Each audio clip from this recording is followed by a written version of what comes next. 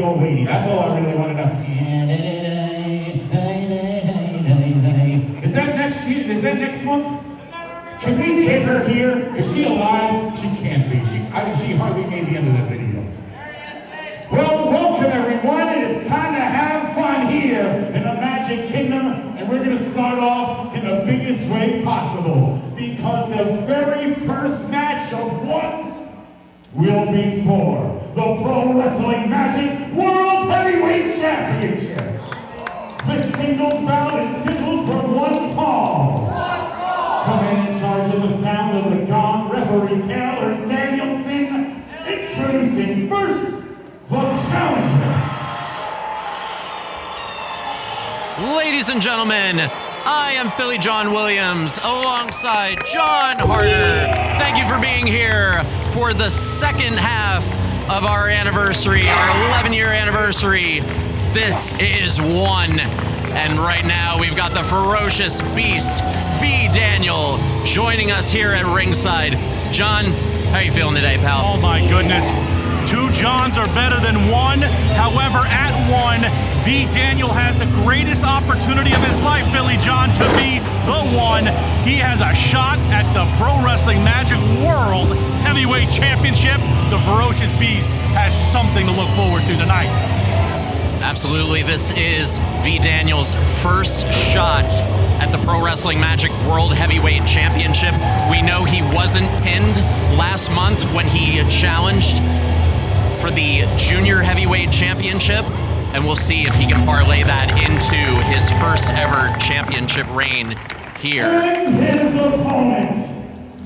Heavyweight reign, that is to say. Absolutely, going from the Junior Heavyweight Division to the Heavyweight Division, a major leap for the ferocious beast. But what a test he's going to have, Philly John, as he is going toe-to-toe with one of the greatest of all time.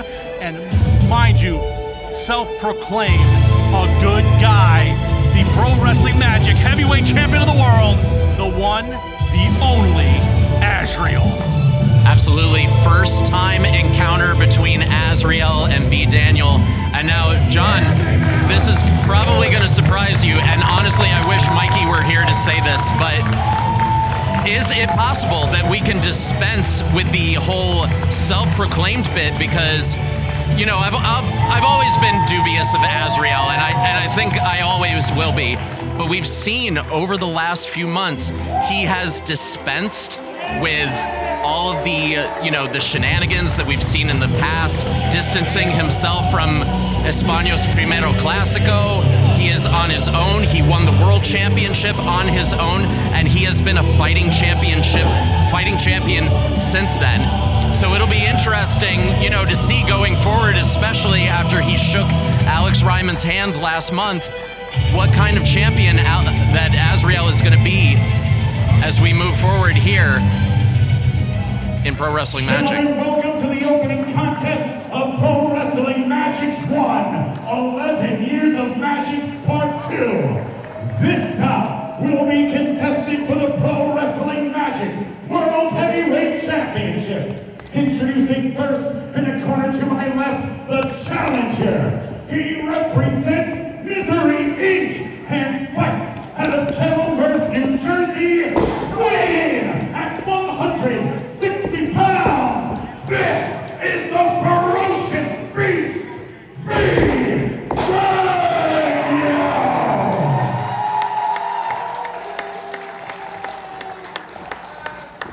And his opponent, he fights out of Buenos Aires, Argentina, weighing in this evening at 186 pounds.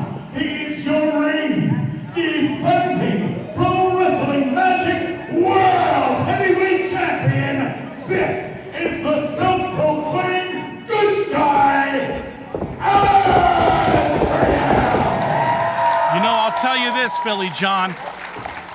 You might be onto something with that self-proclaimed being removed. Azrieal, again, the fans have seemed to love him, and especially after part 1 of the 11th year anniversary of Pro Wrestling Magic Whiskey in the Jar, Azrieal defeating Darius Carter, the 2026 Chad Adams Memorial Rumble winner, as well as the man who holds the keys to the kingdom. So, and people love that. Anytime you beat Mr. Carter, you get that. But this one's going to be a very intriguing contest, Philly John, and what a way to kick things off. I'm excited to call it. Absolutely. Gong sounds. We are underway with this World Heavyweight Championship match to start off. This is so exciting. What an absolute great way to start off this historic show for us. And right now, great feeling out process going on between Azrieal and B. Daniel. It'll be interesting to see. Once again, these two men have never met each other in the ring before. So it'll be interesting, John, to see how they match up here today. Absolutely. You know, V. Daniel, again, his training, a lot of it has come from his mentor, his spiritual guider, Cheeseburger. And, you know, Azrieal has been in the school of hard knocks. He's been going up and down the road for nearly almost close to 3 decades, from the 2000s onward. And you got to realize about Azrieal, V. Daniel is in the same place similarly Azrieal was back in 2004, right when he faced Jay Lethal, who was on the card later tonight in our main event. In a ladder match in the Railway Rec Center, one of the greatest matches in New Jersey independent wrestling history. Azrieal made his name, but it was the inexperience that didn't carry him further. As time went on, Azrieal became one of the greatest of all time. And V. Daniel, you see here, he's got the early going with that head scissors. He's going to need that. He's got the inexperience. He's in the same spot Azrieal is. Absolutely, and you got to wonder, is Azrieal maybe giving V. Daniel an inch just to see what exactly he's going to bring? And right now, I agree with you 100%. There's quick covers here. Yeah, absolutely. We know that the speed of both of these men, Azrieal himself, former junior heavyweight champion, the action's going to be absolutely so fast-paced. It's going to be hard to keep up with here, John. Daniel with a scoop slam, and there's a stopping Azrieal with a kick, actually rolling him over here. Beautifully done from V. Daniel. You know, a wise man once said, it's not the size of the heart of the fighter, it's the size of the fight he will bring. And V. Daniel doing that, but he just got taken down by the Pro Wrestling Magic World Heavyweight Champion. Yeah, absolutely brutal lariat right there by Azrieal. Almost took the head off of V. Daniel. And, you know, you got to believe that Azriel's got a little bit of the strength advantage on V. Daniel. And obviously, you know, we're familiar with the nefarious tactics that Azrieal will use in the past in order to gain a victory. You're going to wonder, you know, after seeing a little bit of that good side, seeing a little bit of heart from Azrieal, if that's going to be a change in strategy for him here tonight against V. Daniel. Absolutely, and right now Azrieal getting a little aggressive, getting a little of that Azrieal we all know and love and sometimes hate. And V. Daniel jumping over one leg up, dropping over reverse waistlock, switching to momentum. Playing a little speed tag, little speed racer is V. Daniel that approaches Beast. Wait a minute. A little misdirection there by V. Daniel, but again, you know, there's that strength advantage. The obviously Azriel's got a lot of years on V. Daniel, the experience factor. But right now, V. Daniel, nice knee lift, and now he's going to set up Azrieal for something right here. We've seen this before. Big shotgun drop kick. Beautifully done, Philly John, by V. Daniel. The Beast is looking to be unleashed tonight. What would it mean for him to be the Pro Wrestling Magic World Heavyweight Champion? Might be the shock of a lifetime. Big crossbody cover, 1, 2, no. Taylor Danielson right there, and Azrieal, the ring general, the ring veteran, knew where he was and knew the amount of time he had to take the kick out. Only gets 2, and Daniel go down with a front face lock, maybe looking for a vertical. And we know this is also an experience factor too. V. Daniel is going to have to keep his emotions in check. That is going to be the difference, I think, in this match. We see a lot of heart, a lot of fire. They don't call him the Ferocious Beast for nothing. But right now, Azrieal working over the neck, going for the cover. 1. Only gets the 1 count, John. I'm actually stunned on that. That was a jolt to the neck, a car crash type intensity delivered by Azrieal, and V. Daniel showing a lot of heart. And that's what it's going to bring to the table. Sometimes that heart overweighs his mind. Azrieal again showing that viciousness that he's been capable of for the last, as John said, 3+ decades, and right there, Yakuza kick in the corner, going for the cover, high stack. But no, V rolling through. I did not expect that. Daniel literally, it seemed like he ate the kick, took one and rolled over. Surprised Azrieal. It's that speed that's going to keep Daniel alive. 1, 2. Ladies and gentlemen, we thank you for joining us, whether you are watching us from home or whether you are here in the YMCA, the new Mecca, for our 11-year anniversary cover. And we know V. Daniel, with that heart, with that fire, you know, we say could be the upset of the century if he pulls this off, but V. Daniel has proven himself time and again to be capable. Cover 2, only 2. And that's what, and you're absolutely right. V. Daniel, time and time again, has proven that he has more heart, more guts than anybody in the Pro Wrestling Magic Kingdom locker room. Only 2 says referee Taylor Danson. And here's the thing about V. Daniel, and you're gonna, oh, good Lord. Philly John, this guy can take an immense beating. Can V. Daniel trying to fight, but Az refusing to snap mirror, locks on a chokehold. Sleeper hold. They talk to me. Yep, Taylor's there making sure it's a legal hold. I'm already amped. This is Match 1 World Heavyweight Championship. First match here tonight at the second part of the 11th anniversary here at 1. Unbelievably late to kick it off. Azrieal nulligating that snapmare to a beautiful choke. V. Daniel fighting his way out of it. But again, Azrieal with a response, and now some absolutely brutal forearms in the corner. He knows the heart that V. Daniel has. He knows that he's got to take the fight to him. He knows it's going to take a lot to put V. Daniel away. Oh, insane satellite DDT right there. I don't think Azrieal expected. He was stunned momentarily from that back elbow from Daniel following those serious forearm shivers in the corner, and then Daniel delivering that DDT. Philly John, that I'm genuinely stunned. I did not expect V. Daniel to go toe-to-toe for Azrieal as well as he's doing right now. I mean, V. Daniel, his confidence has grown over the last 2 years since he separated himself from Project Mayhem, since he and Troy Locke have been training together. And now, as you see in the middle of the ring, he is literally trading blows with the World Heavyweight Champion. He's got a lot of confidence there, John. The big scoop. Nice slam, just sits down for a little added momentum, and V is feeling it, ladies and gentlemen. He's going up. Going to the high rent district, risk of reward. I would have went for a cover there, but again, when it's a heavyweight championship on the line, you're going to do everything you can to win it. Big frog splash, and no, Azrieal just kind of rolled through. Cover 1, 2. No, only 2, says referee Taylor. Daniel really landed hard onto the rib cage, and then some sort of, I'm guessing just adrenaline rush. Azrieal tried to roll over, but suddenly that pain overwhelmed him. Daniel almost caught one for the World Heavyweight Championship. Absolutely, and you got to believe that that might have bought Azrieal just a moment, the moment that he needed in order to kick out of that frog splash by V. Daniel. We've seen it get it done before. Now V. Looking for that pile driver. Azrieal counters out. Big kick to the midsection, and now setting him up. Setting him up perhaps for the one-wing angel, but V trying to fight his way out of it. Both men, oh, just drops him down. That is vintage Azrieal. Cover 1, 2, no! That standing electric chair bomb. Daniel hit face first. That is normally Knockout City. Again, the heart of V. Daniel won't allow him to quit. Azrieal trying to get the crowd into it.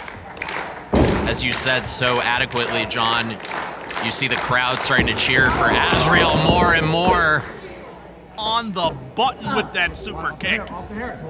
Absolutely, and now, once again, taking him up top. And what, oh no. This has bad news written all over it, John. Azriel's looking to put this one away, Philly John. Can he do it? Is he gonna deliver a top rope demon driver? And now V slides out. And now, Azrieal in position. Oh! Folding it up like an accordion with that Liger bomb. It's a brutal Liger bomb right there from V. Daniel. He just literally folded Azrieal in half. A brainbuster now. Going for the cover. 1, 2, 3. Oh, I thought he had it, John Harder. Only 2. What a combination, that Liger bomb out of the corner and then following up with that brainbuster. Beautiful combination. Azrieal, the experienced veteran, knew where he was in the ring and somehow found the wherewithal to kick out of 2. What a contest to kick off 1. And now V signaling for the end. He's going to go up for that frog splash again, hoping for better success this time. And now measuring Azrieal. Azrieal out of the way. Oh, in with the ace crusher. Out of nowhere, beautiful, vicious in its intensity, and now Azriel's looking to finish him off. Oh, no. One-winged angel, cover 1, 2,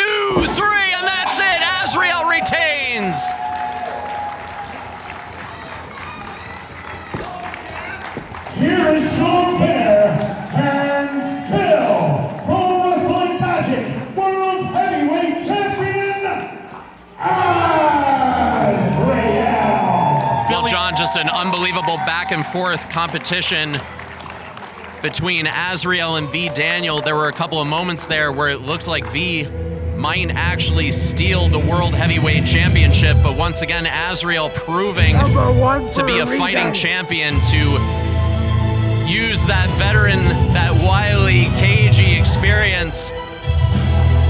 Absolutely. Look at this. Yeah, this is a big move right here by Azrieal. Great show of respect. V. Daniel gave it his all tonight.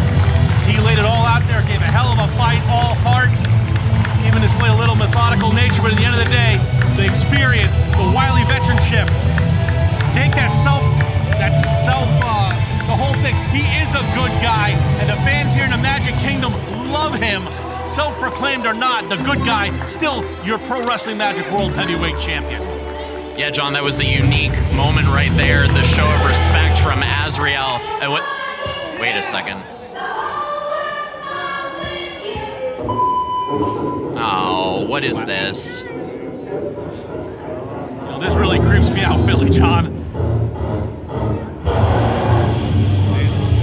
Well, that is the music of one Mateo Marcellus, who we were not scheduled to see until...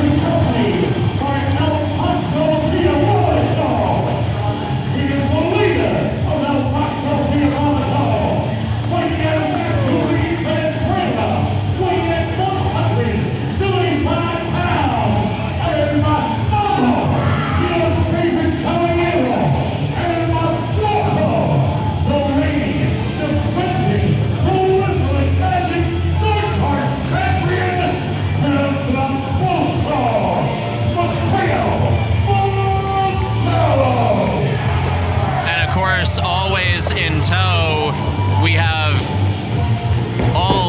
so many members of El Pacto Diabolico, and Mateo's got something to say. Hello there, guy up there recording me. How you doing? Get my good side. So.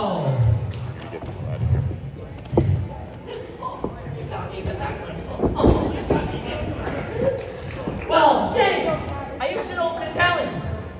Did anyone answer? Did anyone leave it on the voice message? I can confirm they did. Dressed up nice, like I'm about to go out to eat. Well, look, who's just in there? How about you just bring out whoever it is, Shane? Absolutely. Your opponent for tonight in this match for the Dark Arts Championship is... Well, we know that music, folks. Man. From the heart of New York City, weighing 155 pounds, he is the heart of New York City. This is Johnny Burke. And we see it right here, folks. Eden is chomping at the bit. Johnny Vega, who made his debut here in Pro Wrestling Magic 2 months ago, answering Eden's open challenge for the Junior Heavyweight Championship, is proving perhaps the second time will be a charm. A lot of tenacity by Johnny Vega, going right into the fire against Mateo Marcellus. Man, Mateo is not happy. Yeah. Oh my God, look! Everybody must be waiting for like 2 seconds. Get around! There you go! What are you doing here? This is, and you went against E? So why are you coming in now? Against me? I got you down. Come on. Go. Go. You don't want to do it. Go. You don't have to. I'm gonna go home because you ain't gonna do nothing. Johnny, get out my ring. Hey, Holly, you wanna do something, Johnny? Come on, Johnny. No, it's an opportunity. You're doing it for Joe, okay? That's not swimming yet. Go. Okay, let that be the answer, the intro. You believe in you, live it up. Go ahead. Got it. Oh, Johnny Vega sweeping the legs from under Mateo Marcellus. These microphones are here. the heart of New York City is Mr. Open Challenge, and he is not scared of Mateo Marcellus. The Dark Arts Championship on the line here, Philly John. This is gonna be a barn burner. Well, as if it weren't a steep mountain enough to climb for Johnny Vega, now he's got to go into this Dark Arts Championship match, which has El Pacto Diabolico rules, with all these members of El Pacto Diabolico at ringside, including Eden. Absolutely, especially that traitor Double R Ray Mars down at ringside as well, that sellout. Nice move right there by Johnny Vega. And just inviting Mateo in, Manhattan drop right there. Vega in firm control. He's got a, like you alluded to, uphill climb to fight, and there's a cover. As I'm stumbling my words here, I apologize. But right now, Johnny Vega has to stay in this contest with EPD on the floor. He's got to be intrusive yet elusive. He's got to do whatever it takes with that Dark Arts Championship on the line. Absolutely, and you know, it seems, John, that after that junior heavyweight championship shot that he got back at Fuel, Johnny Vega has grown quite a bit in confidence. I know that's becoming a theme here tonight as we see so many new talents stepping into pro wrestling magic. And right now, Johnny Vega taking Mateo Marcellus to a cooking class, hits him over the back with the baking sheet. As we've seen over the past several months with Mateo Marcellus championship defenses, plunder is employed, and now he's got a stop sign, and I'm sure Johnny Vega is not going to stop. He's not going to heed that warning when it comes to the Dark Arts Championship. Johnny Vega looking for a lot of plunder. He's found a trash can lid, a stop sign, and there's the trash can. I think that might be the same trash can that Mateo used to win back in January in a successful title defense. That garbage can's got a lot of wear and tear. Yes, we've become very familiar with that particular trash can here in Pro Wrestling Magic. And Johnny Vega right now got to keep, play into the crowd a little too much. That, you know, making that rookie mistake, got a little too confident. And right here you see Mateo Marcellus, as he is wont to do, John, picking apart one body part. Yeah, absolutely. And more I watch Mateo Marcellus, I just see a methodical nature about him. He's a master of mind games. And once he sees something, once he isolates, he's like a piranha in a fish tank. He senses the blood, he senses the flesh, and he goes right to work on it like you alluded to, Billy John. And there's that battle-tested, Dark Arts-approved trash can to the back of Johnny Vega. Now he's got some nylon rope. We saw a couple of other things fall out of that garbage can that will no doubt come into play. And right now, referee Butts, I know, you know, there are no disqualifications in El Pacto Diabolico rules match, but he's got to do what's best for Johnny Vega. Man's got a mother. Absolutely. You know, the heart of New York City again, showing the heart, answering his open challenge, but again, Mateo trying to take that heart out of him as he's digging deep into the flesh. Well, we are off to a hot and heavy start here at 1. We saw the World Heavyweight title defense right off the bat, and now for the Dark Arts Championship, we are seeing Johnny Vega trying to wrest the championship away from Mateo Marcellus. This will be a tall mountain to climb if Johnny Vega is able to walk away from the title, with the title here today. And look at the rest of EPD on the floor, just eyeing the carnage that Marcellus is laying down, Philly John. Mateo in firm control. He's wearing that shirt. You know, he does have power here in Pro Wrestling Magic. Yeah. So, just brutal shot with the trash can lid there, John. Mateo's power knows no bounds, and he is displaying that in this Dark Arts title open challenge. And as I said last month, we've seen it time and time again, because, you know, La Bruja owns half of this company, unfortunately. Sorry, I know I'm not supposed to say stuff like that, but I'm starting to get a little bit tired of the way things are being run around here. It doesn't matter if you have a managerial license or not. All of these goons are just permitted to hang out at ringside. And as we've seen, they've been intimidating members of the Pro Wrestling Magic roster. We saw that last month with Tiffany Avatar. Vega tried to fight out of that, Philly John, but he got took. The garbage can lid just came down a little bit quicker than the right hand. Oh! Just a unique way to execute a chop on a man's chest, and now Vega clapping the ears, taking away the equilibrium of Mateo Marcellus. I don't care who you are or how much punishment you like, if you have no equilibrium, you cannot compete. But now, Mateo. What a unique combination there for Mateo. Despite the hardcore plunder, the man can chain wrestle like a master, and now he's going right back to the arm. This man, like you alluded to, very methodical, picking apart each and every identical body part he can. Absolutely, I said he'll pick a body part, but he'll pick every body part, and he'll go after it. And now, again, standing switch, go behind Johnny Vega, showing a lot of heart, but again, it is Mateo Marcellus with the advantage. And it's not just the numbers game, John. Vega again showing the heart that he showed against Eden several months ago. Now double leg pickup from Marcellus. And that one's, yep, going after the knee. We see it. Really just interesting strategy as Vega has been neutralized from the very beginning of this contest. Once he went and got the plunder, it's been all Mateo ever since. And now stepping over.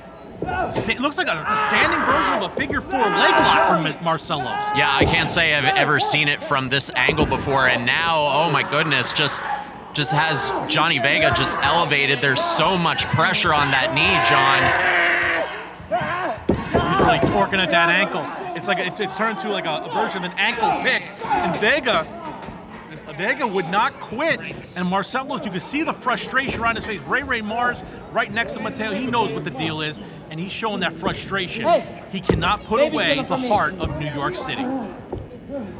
And at the same time, yeah. You miss me? You're the guy that writes articles about me.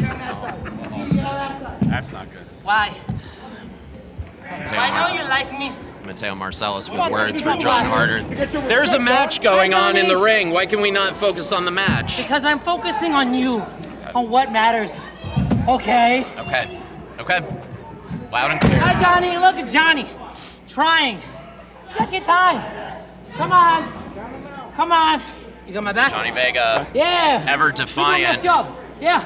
Ever defiant goes Johnny Vega. And a big chop for Justin Vane. And of course, we see the numbers game come into play. This is the pack of wolves mentality here, my goodness. If this is what we mean by El Pacto rules. It's El Pacto Diabolico. I don't know why people have been saying EID. We're not a bomb. Here, thank you. Because I like yes. You're mine now. Press the rules. It's never a good. I don't think I could survive in prison, Philly John. But I've been tagged. This is not good. Yeah, that's regardless of which. Something that you don't want to be associated with, but I gotta tell guys who write articles for me not to mess with Mateo anymore. Look at Vega though. Vega's showing heart. And now, Mateo comes in with the Dark Arts Championship just when Vega had fought his way through. Oh my goodness! What a wild situation has just been. Oh no! Not with the staple gun! Good grief! Oh my God! That is disgusting. We have seen this month after month. We saw it against Cheeseburger, and now Mateo using the staple gun on Johnny Vega, and as if the staple gun or the title shot to the head weren't enough. The numbers game again. Vega sprawled on the basketball court floor. The no ring pads around the ringside area. He has taken the full brunt of the offense by El Pacto Diabolico. Look at Justin Vane, that despicable goon. I know I'm tagged, but I gotta call it like I see it, Philly John. No, it's absolutely despicable. No way, no matter how you cut it. And I know Johnny Vega. He's got enough heart. He won't quit. I'm calling the match. I'm trying to do my job. Well, I will say this to verify Eden's comment. You know, El Pacto has control of 2 of the top singles championships in pro wrestling match in the Magic Kingdom, with both the Junior Heavyweight Championship and the Dark Arts title, as we're seeing right now. And the Women's Championship, and later tonight, possibly the Tag Team Championship. I mean, this is becoming absolutely terrifying conditions to be working under for everybody involved, John. You know, I once heard a wise man say, gold is power, and power is gold. And Vega still with a lot of heart, staples in his body, bad wheel, it doesn't matter, numbers game. He's doing everything that he can, even working with that bad knee. No! Nice face buster by Johnny Vega, and probably landing on some sort of plunder there. He is writhing in pain. He's fighting through it, though. Cover 1, 2, no! He wants that Dark Arts Championship. He wants a future opportunity. He wants more opportunities here in Pro Wrestling Magic. What would it mean for him to shock the world and win the Dark Arts Championship against one of the major power players in the Magic Kingdom? I mean, I don't want to write off Johnny Vega. The odds are not good for him right now, but he is showing that he has the capacity to win this Dark Arts Championship right here, right now, despite everything that's going on. And now Vega working on some sort of submission hold, trying to Fujiwara the armbar of Mateo Marcellus, but once again, the champion. Looked like he was going for a Billy Goes curse. Oh, good God! Oh my goodness, Philly John. Mateo, the second we thought Vega had the heart, the wherewithal to overcome, Mateo just dominates. And we saw the look of just anguish on Johnny Vega's face. Again, you wonder how much more he can take. I don't expect him to quit, but this is too much for one man to fight through. And there it is, Johnny Vega tapping out, if only to fight another day. And Mateo Marcellus has to break the hold. There it is. The result of a submission and still Pro Wrestling Magic Dark Arts Champion and Trambusto Mateo Marcellus. My goodness gracious, Philly John. Mateo Marcellus, he took it to Johnny Vega, and despite all the punishment, all the brutality that Vega took at the end of the day, like the match stipulation state, El Pacto Diabolico rules, and you see that with a successful title defense of the Dark Arts title. And now Eden and Bane, the pack of dogs just going after Johnny Vega. And look, Steve Off is out here. Steve Off coming out. One half of the Sons of Old School. If anything, just to put a stop to this carnage that we've seen. Steve Off. How about I just spoil it for everyone? Because I'm trying to save the kingdom. Whoa. He wouldn't know good. I don't know what that is about, but. I'm playing checkers. And now Mateo just Yeah, really? getting in Steve's face. Wait a second! No! Johnny Vega! What?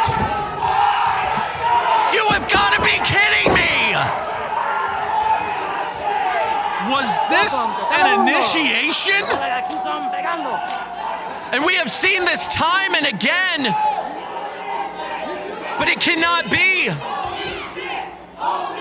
Steve Off just got nailed low by Johnny Vega, and the heart is indeed black.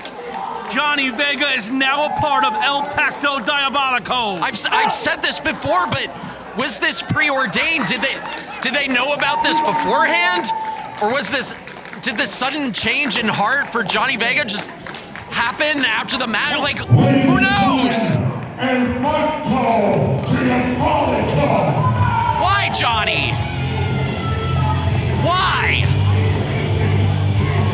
Steve Off, who's got a lot on his mind as of late, just got one more additional problem added to it.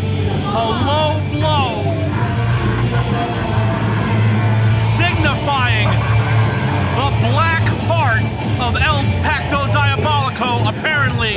Johnny Vega. They are unstoppable. Steve can barely believe it. He doesn't know what hit him. I mean, who would? Who would, John? And Johnny Vega takes a bow again. Fans here at the Meadowlands YMCA in complete shock, in uproar. I'm just at a loss for words. I mean, I feel like this happens again and again and again. When will this end? When will this madness come to an end? How many more people are going to align themselves with El Pacto Diabolico? I don't know anymore, John. I'm sorry. Forget a hostile takeover. This is the new game here in the Magic Kingdom. I've seen a lot of Pactos in my day. That might be one of the most diabolicoest ones I've ever seen. All right, that's on. Hey, how are you? Welcome back, Referee Laura. Now, speaking of diabolical packs, there's an anniversary being celebrated within the crowd. 45 years of marriage for Mr. and Mrs. Off. Big hand to you both. We'll give you an update on your son's testings in a moment. Not looking good, I can tell you that. All right, this next match is a tag team match, and it is scheduled for one fall. Referee Laura in charge of the sound of the gong, introducing the first team. Well, moving on, ladies and gentlemen, with a tag team grudge match here. Introducing first at a combined weight of 399 pounds. First, for the last stop on the Portobello train, the Star Maker, Bronco Descanso. And the center of the universe, he is the full wrestling, Vincent Michaels. Together they are Leather Jacket Mafia. Well, I would say it's a pleasure to see Franco back in action, but I don't know, is it really ever a pleasure to see the Leather Jacket Mafia? You know, these two guys are a bunch of, I would call them a bunch of goofs, but it would insult goofs. You know, these two guys, they got freshly trimmed at the tail end of 2025, and now these two men combined with their vicious leather jackets, Costanzo and Michaels, they have a grudge to settle, and it's with Alex Rivera. Yeah, absolutely. I mean, we saw these two hash it out in the ring last month. They're blaming all their issues on Alex Rivera. Tell you this, I talked to Vincent Michaels not too long ago, and he said December at Kingdom Come, December 20th, 2025, was the most humiliating night of his life. From the South Bronx and Puerto Rico, respectively, at a combined weight of 430 pounds, El Onchi, Antonio Rivera, and El Tirador, Alex Rivera. They are Latin Revolution. Well, you saw right there on the back of the jersey, 03 and 24, the years the Riveras respectively made their debuts, and they are here tonight getting the Revolution back on track, and the fans are just absolutely losing their minds for the Latin Revolution. Absolutely. Alex Rivera and his brother Antonio, they are beloved. They embody the Latino nature. They embody everything about it. They come from grit. They fight. They are survivors. And tonight, they got a grudge to settle. But I'll tell you what, as much as I dislike, and I try to keep my biases to a low key, Philly John. You're awesome, by the way. Thank you, brother. Vincent Michael and Franco Costanzo, I have seen them perform in Mat Pro Wrestling, which has a connection with Pro Wrestling Magic. It's great to see these two kids got something to prove, and if they're able to pull off this contest tonight, they pull off this victory, I'm telling you, there might be bright things, there might be bright days ahead for the son of wrestling and the last Bronx Italian. The leather jackets are kind of, I would dare to say, they're leather jackets. Yeah, I don't even know that they're real. They're real leather. I don't know if anything about these two is real, to be honest with you. But regardless, there is a grudge to be settled. It seems to be never ending, and I don't think it ever will be settled so long as, history shows Vincent Michaels had his head shaved back in December. As you said, it was the worst day of his life, the most humiliating moment. But it was justified. And back in November, I believe the final Pro Wrestling Magic show at the Mecca, after a 6-man tag where the Sons of Old School defeated Alex Rivera, Vincent Michaels, and Franco Costanzo. As punishment, Costanzo got his hair cut, not shaved, but cut, even though it looks very well manicured, that poof. It did happen, so these two guys have a legitimate grudge against Alex Rivera.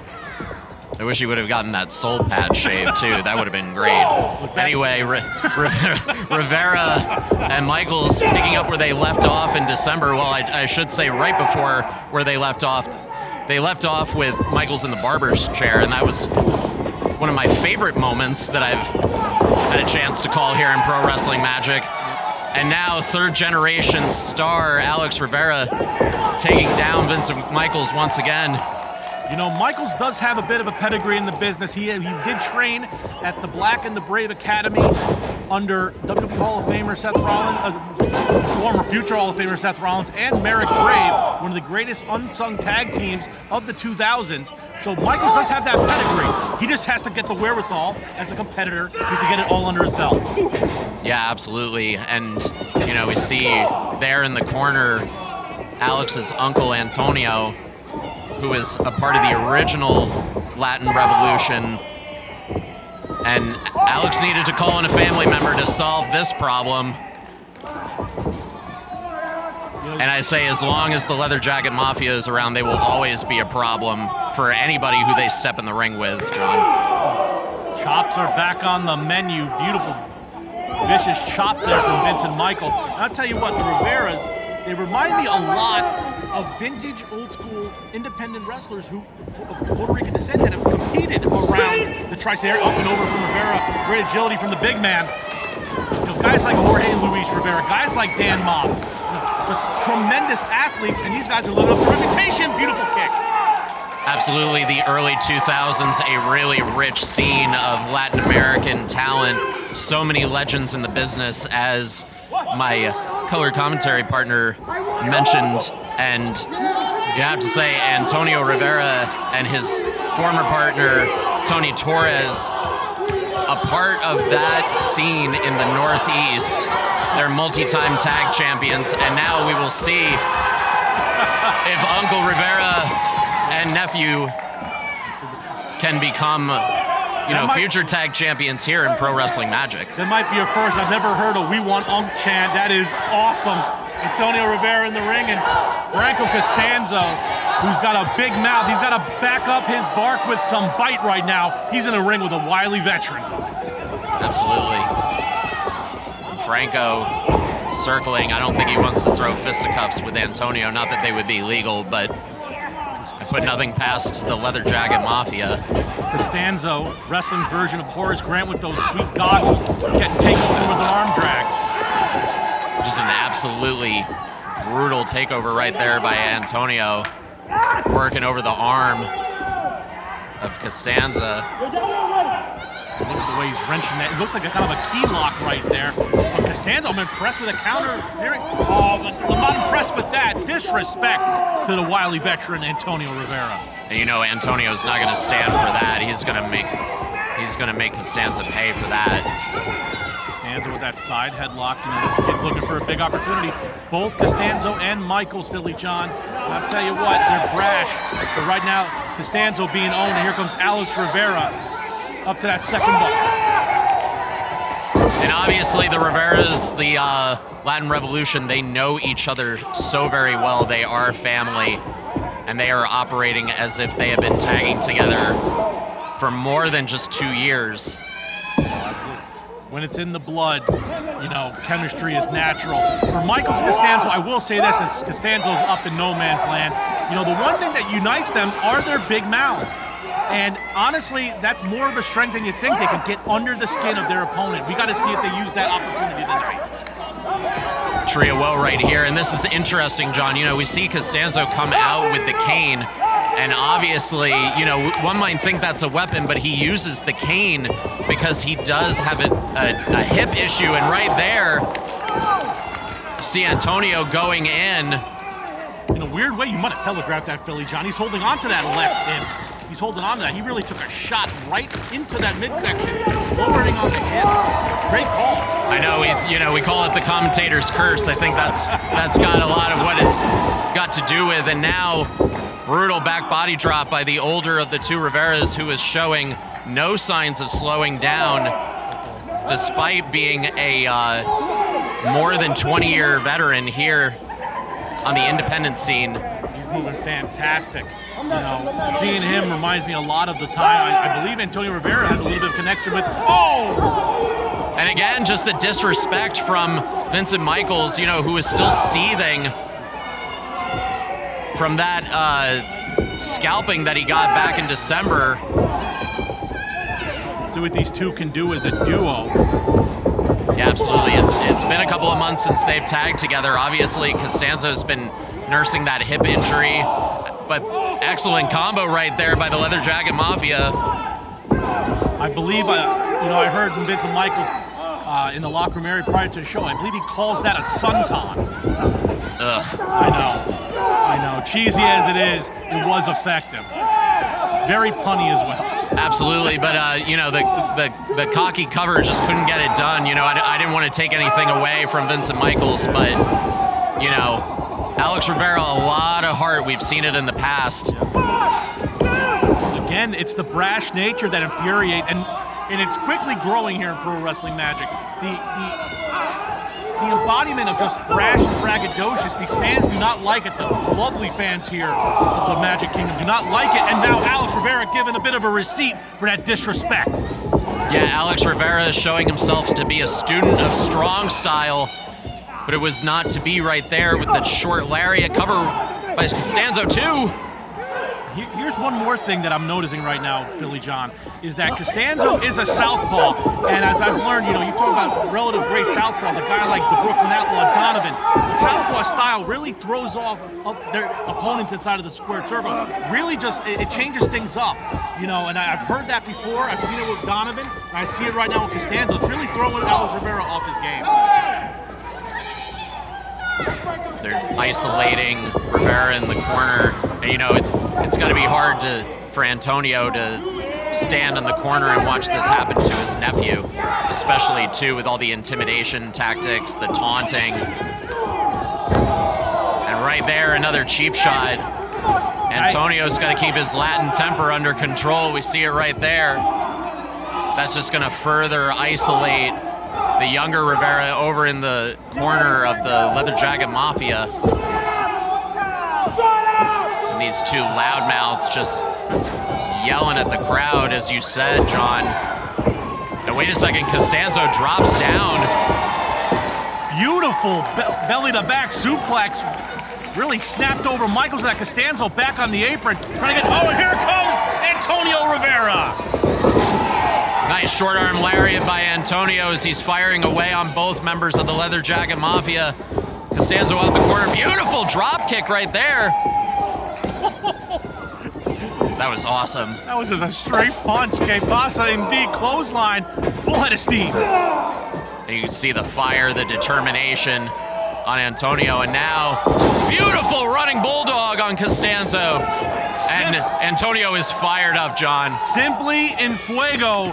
And here comes a tag to Alex Rivera. The Rivera from the Latin Revolution. Uh-oh. Alex caught Vincent Michaels. Big body drop right there. Slamming Vincent down on his partner. And that's not going to do any favors to the hip. And you can see right there, Costanzo's trying to work it out. Both men off the ropes. The shimmy. Nice combination. Drop of the leg. 1, 2. stereo salsa leg drops, only gets 2. I'll say this, Costanzo showing a lot of heart kicking out of that one. That was a lot of leg. I could go for some salsa right about now. I feel you that. And now, once again, Vincent just resorting to cheap tactics. All he knows, Rivera off the ropes. And a big kick to the chest by Vincent Michaels. That might have just taken the wind out of Alex Rivera. As well inside the ring, Antonio Rivera dragged in by Costanzo. Another tag right there. Vincent Michaels, the legal man. What's this? Combination offense. Heart attack right there by the Leather Jacket Mafia. Cover, this might do it, but oh, Vincent's not the legal man. It's Costanzo. I believe he's saying Alex Rivera is the legal man. And oh, that's right. Yeah, there was no tag. Rivera is down on the floor. I was going to make a joke about calling it the Lancaster Lariat of Lust, but heart attack works just as well. But it might have cost him. They went for the wrong Rivera. Went for that again. Nice backstabber right there. Shades of Carlito by Antonio. And once again, Antonio not the legal man. Codebreaker. And the Kata Hajime. The Kata Hajime. That judo choke. And there it is. It's over. Once again, Vincent Michaels taps out to the Kata Hajime. And the Riveras pick up the win.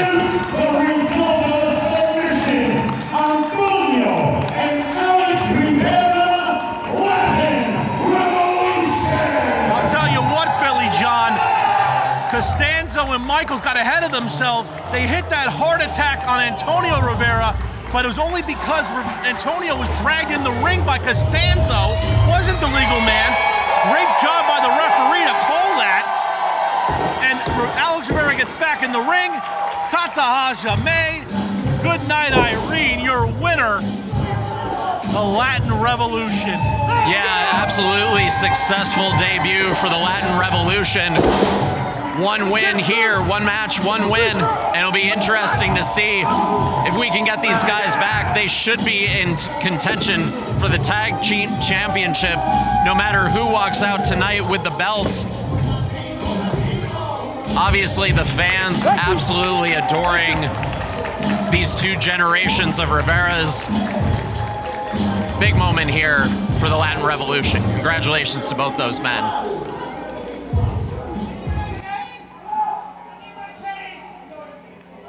And now, wait a second. Oh, wait a second. Michaels tripping the legs out from under Costanzo and just assaulting him. Going after that injured hip that we talked about. And what is Michaels doing? You know, last month, Michaels and Costanzo made an alliance as it seemed, and now it is an uneven alliance as Vincent Michaels has snapped. Fans letting him hear it, but of course, Vincent Michaels being an absolute prima donna, can't deal with the fact he lost, and now just using the cane to take out the hip of his own tag partner. It looks like the Leather Jacket Mafia has been disbanded. Vincent Michaels, a one-man Rico case, taking out Franco Costanzo. What a shocking turn of events here in the Magic Kingdom. Wait a minute. Wait a minute, he's coming back. No, no, no, no, no. Someone's got to stop this. He's got a chair. Stop this now. To the hip. And just assaulting Costanzo with the chair. We got to get security out here. The referee corps getting in the middle of it, but John Harder, the damage has been done.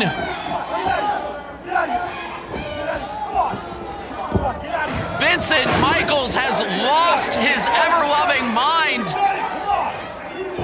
The son of wrestling has just set on Franco Costanzo in a diabolical and irreprehensible attack. I'm the son! Absolutely disgusting, Philly John. Absolutely disgusting. Oh. Come on. What are you gonna do about it? Well, huh? just What are you absolutely, gonna do as you about it? said, John, reprehensible behavior, and it would seem, I mean, I know I'm stating the obvious. I think it's the Leather Jacket Mafia is as good as dead here tonight, and we need some help for Costanzo getting him. He's going to need medical assistance.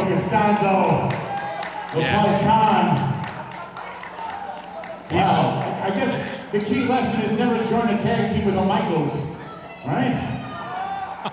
Always turn on him. At least it wasn't a barber shop window, right? Could always be worse. Right. Ripped papers and ripped dreams in the ring. Let's get them both out of here. There we go. Thank you, I appreciate that magic, Mike.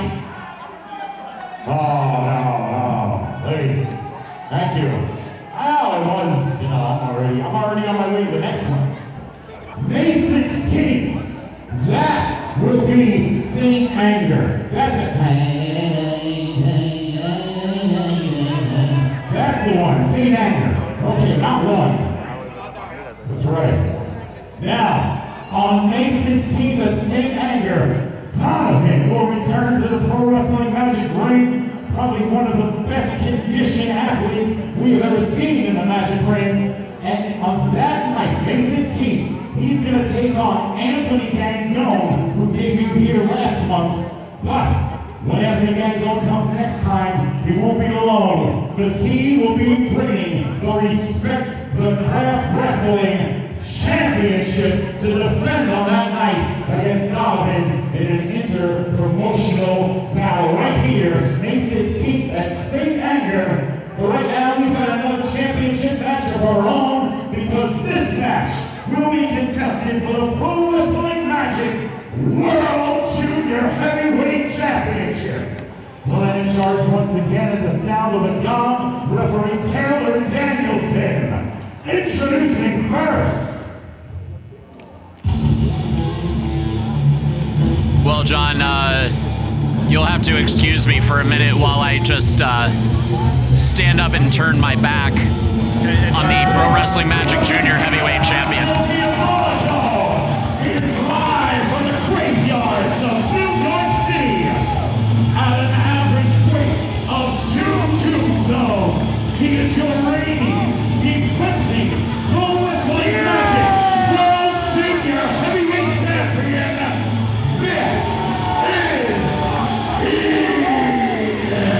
Well, while Philly John has turned his back, and rightfully so from his perspective, on El Pacto Diabolico, here comes the World Junior Heavyweight Champion, Eden. He has held his championship since December 20th at Kingdom Come under controversial circumstances. I love the Junior Heavyweight Championship, but it has been represented by evil, diabolical, Eden. Wait a minute. He's actually asking for the microphone. You took longer than usual. Welcome back, partner. Yeah, you leave. Oh, now he's got to talk, too. Great. Stage right, my bad. I had a hunch about this, and my sources never lie, but I heard a certain someone decided not to show up to work today. What? What are you talking about, Eden?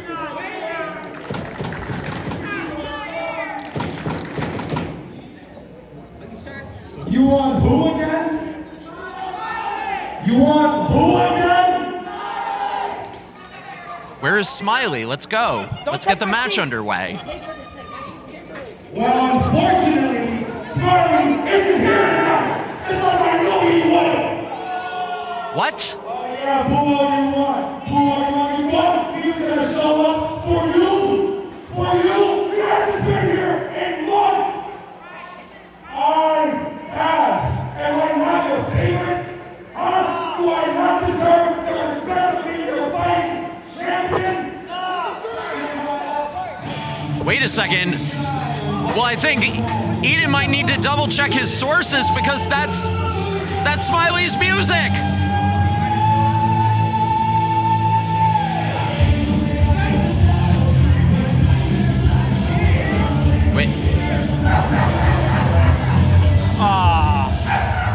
this? Look at all of you, ready for him to come up. Like I said, he does not care about you. He does not care about the Magic Kingdom. You want to boo that? You want to boo that? I just practiced too. I got good with this. How about this? How about this?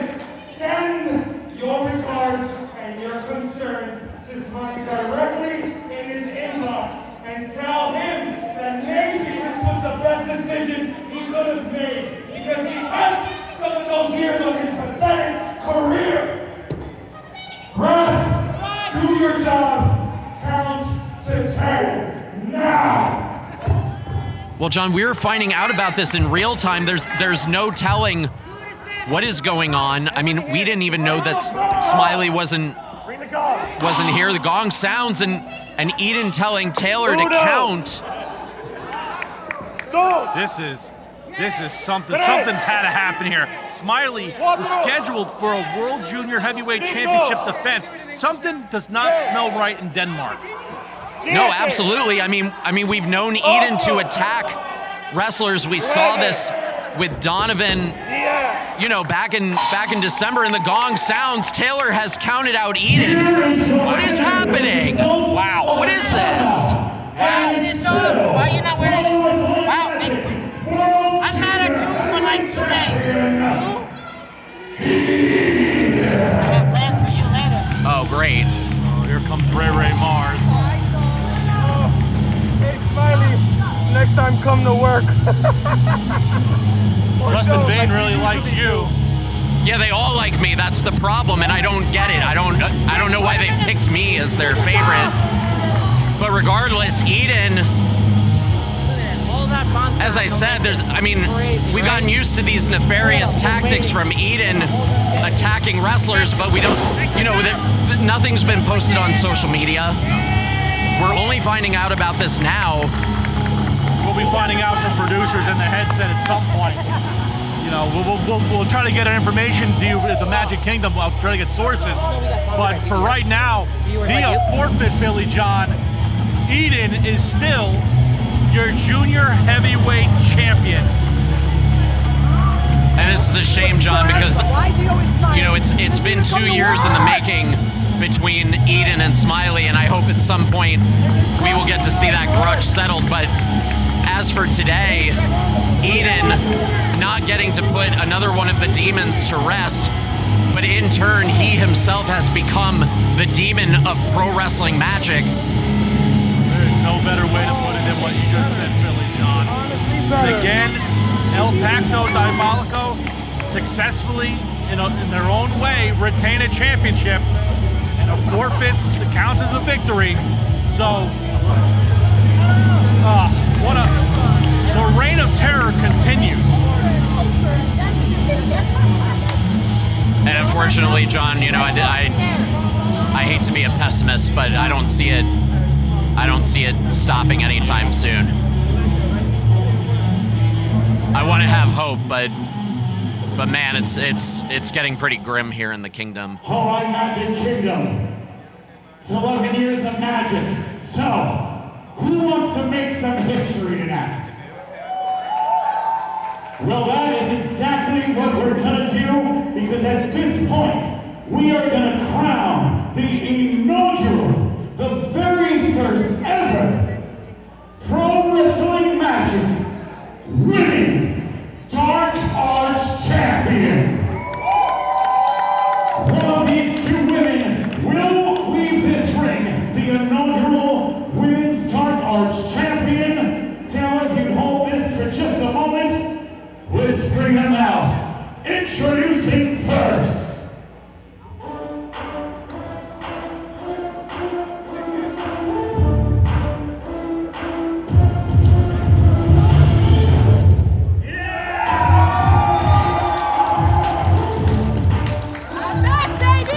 Gentlemen, as we move forward, it is great to see Journey Burke Esquire. I say that with a little bit of trepidation. She is vicious and litigious, but Journey Burke, we have not seen her since she dropped the Pro Wrestling Magic Women's World Championship back to Tiffany Avatar back at Shane's World in October. You know, the law of attraction, really vicious competitor. One sent me a legal letter, long story, but the bottom line is she is a fierce competitor, Billy John. Fierce. You couldn't be more correct, John. I mean, we've seen how vicious Journey Burke can be. Lethal and legal, and now she has an opportunity to make history here today against a competitor we have never seen before, ladies and gentlemen. Killa Jay making her debut here in the Kingdom. You know, we've had a great open door policy. We've seen a lot of incredible female competitors come into the Kingdom over the last few months. And what a night this could be for Killa Jay, the sassy assassin, potentially in her first match here in the Kingdom, winning gold, becoming the inaugural Pro Wrestling Magic Women's Dark Arts Champion. Absolutely. I've read about Killa Jay. I've seen a lot of her matches. She is double tough. Like you said, sexy, a sassy assassin. What would it mean, and you alluded to it, for her to win her debut? At this point, will you please unzip the bag and reveal the championship? My championship? I mean, that's my championship. It's my championship? Yeah! It's my championship! Wow. There it is, that beautiful Dark Arts Women's Championship. It's the Pro Wrestling Magic Women's Dark Arts Championship. This bout is scheduled for one fall. The man in charge of the sound of the gong, referee Taylor Danielson. May I remind you both that this match will be contested under Dark Arts rules. There are no countouts.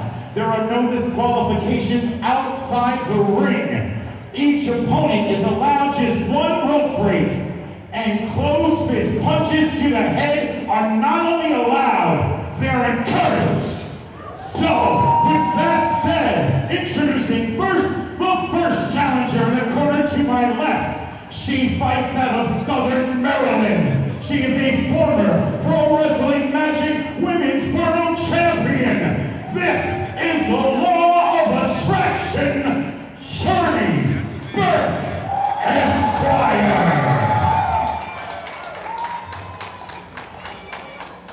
And her opponent returns to the Magic Kingdom, fighting out of Bristol, Connecticut. Standing on Big Killa status, that she is the sassy assassin. Ladies and gentlemen, this is Killa Jay.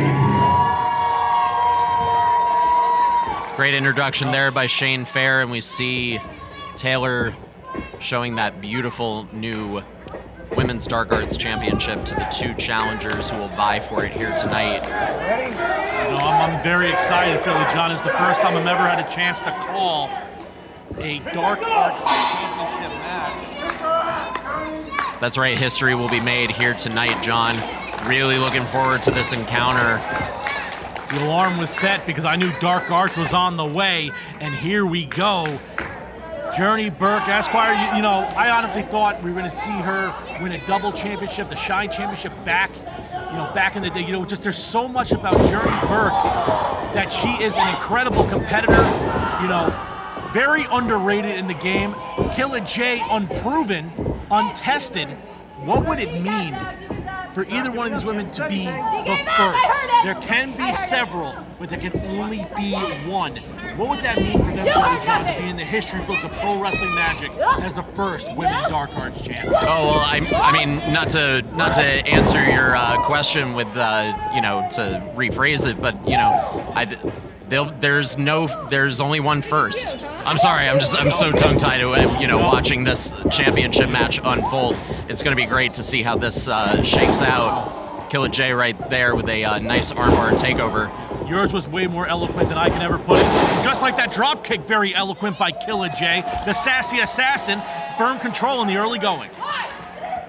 Journey Burke trying to get her wits about her. You know, this obviously a big moment for Journey Burke. She was very disappointed since losing her Women's World Championship to Tiffany Avatar, so we have not seen her since late last year, but she's been training in Florida.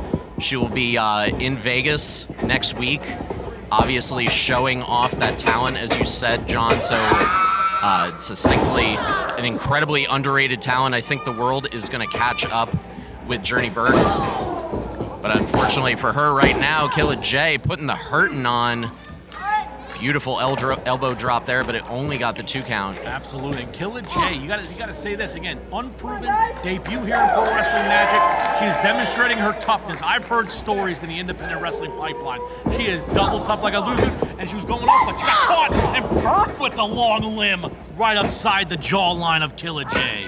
Yeah, absolutely great range there by Journey Burke. I know Journey Burke has obviously been, she's been putting in the work ever since then, so you got to believe that chip on her shoulder has got to make her keen to walk away as the first ever women's dark arts champion here tonight. But again, don't sleep on Killa Jay. She comes out of, she's fighting out of Connecticut. She's trained with PAPW. I'll tell you what, Bristol, Connecticut is a tough area to live, and she has proven her way out, and she's proving a way in to the Magic Kingdom. But Journey Burke in firm control, throwing some serious clotheslines. That third one took her down. Covered by Journey Burke, 2. But again, as we've seen several times tonight, a little bit of a cocky cover right there is not going to get it done. Yeah, as you said, John, Bristol, Connecticut, obviously Mercedes Martinez coming out of there. It is a big fighting city. You've got to be double tough growing up in Bristol, Connecticut. You also got to be double tough if you're getting whipped into the turnbuckle right there by Journey Burke. Absolutely. Great reference to Mercedes. A great idol for both of these women in women's wrestling, especially in the independent scene around the tri-state area. And Journey Burke has learned a lot, and she's demonstrating that toughness of her own. Little too sassy, trying to out-sass the sassy assassin. But Journey Burke knows what the Dark Arts title means. That was great, by the way. That was impressive. All that sass. Whoa, sunset flip right there out of the corner. Killa Jay looking for the quick pin. But you got to believe it's going to take more than that to put away the former women's world champion. Atomic right on the tailbone with that atomic drop. And now, Killa Jay, what is she looking for here? And whip of the hair by Journey Burke. It's perfectly legal in a dark arts match. Absolutely. Tyler Danielson, a phenomenal referee. He can scold, but there's nothing you can do about it. No disqualifications. And I gotta say, we've seen in the past Journey Burke associated with El Pacto Diabolico. I am actually relieved to see they are not out here for a change. I think they're more aligned with Tiffany Grady at this point, the Pro Wrestling Magic Women's Champion, as we saw last month here in this very venue, a Whiskey in the Jar. Absolutely, but everybody seems to be lining up these days to bend at the knee, with El Pacto Diabolico. And Journey Burke, incredibly vicious chokehold right there. Might be. I think that's a Cobra clutch, nicely done. Really has it wrenching it, turns it out, ripcord, back elbow right upside the head.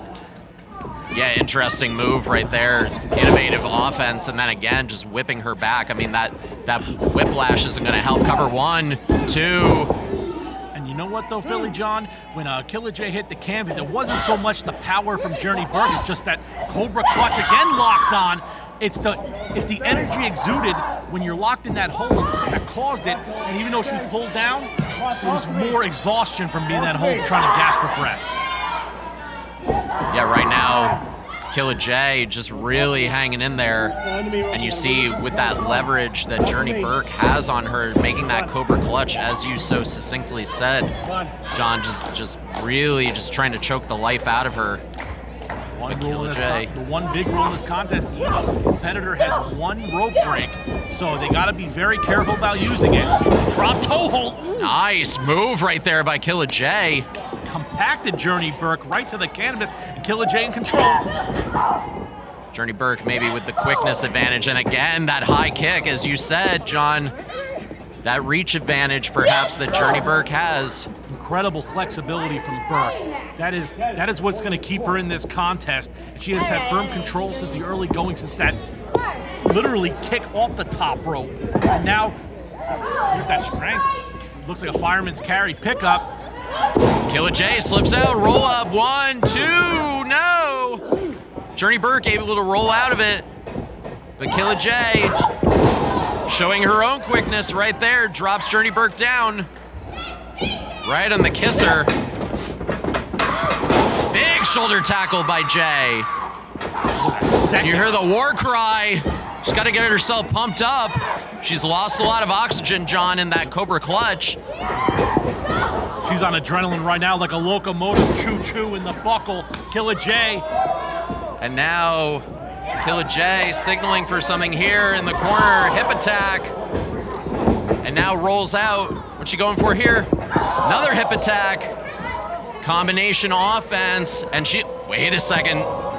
We see one more. And now signaling, Killa Busta right in the corner, and she rides. Oh my goodness. You know, Killa Jay, very lower based heavy, and she's using that to her advantage, and it has worked successfully right now, and she's looking to put Journey Burke away. Might be wasting a little too much time. Maybe not. Nice bomb right there, cover 2, no! Only 2 counts, says Taylor. I saw the pose and I thought maybe it was a little too much time wasted, but she wasn't wasting it. She was building momentum for that Vader bomb. Only 2. I'm amazed Burke kicked out. Oh my. Now Killa Jay with momentum on her side. She's got to take advantage. Fireman's carry. Journey Burke slips out. Thrust kick. Right on the point of the jaw. And another. And beautiful axe kick right there by Journey Burke. And a nice Pele kick. Short Pele kick. Obviously, Journey Burke been working on her martial arts. Tremendously done. Oh! Hell of a kick right there in the corner by Journey Burke. What are we gonna see here? A nice neck breaker. Journey Burke going for the cover. 1, 2. No! Killa Jay kicks out. After that combination of kicks, followed up with that running neck breaker, I thought Killa Jay was done. I was wrong. Killa Jay keeps it going, Philly John. And this is all in the name of being the first ever Women's Dark Arts Championship. And we've heard that war cry from Journey Burke before when she doesn't get her way. But now a big forearm by Killa Jay. But you know Journey Burke will not back down. Now, Killa Jay with another shot of her own right to the jaw. This is breaking down into a Pier 6 brawl. I don't know necessarily who has the strength advantage in this match, but man, both women going at it tooth and nail right there. And Journey Burke,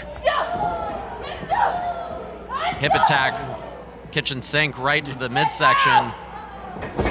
Journey Burke takes off Killa Jay, meets her on the other end of the ring.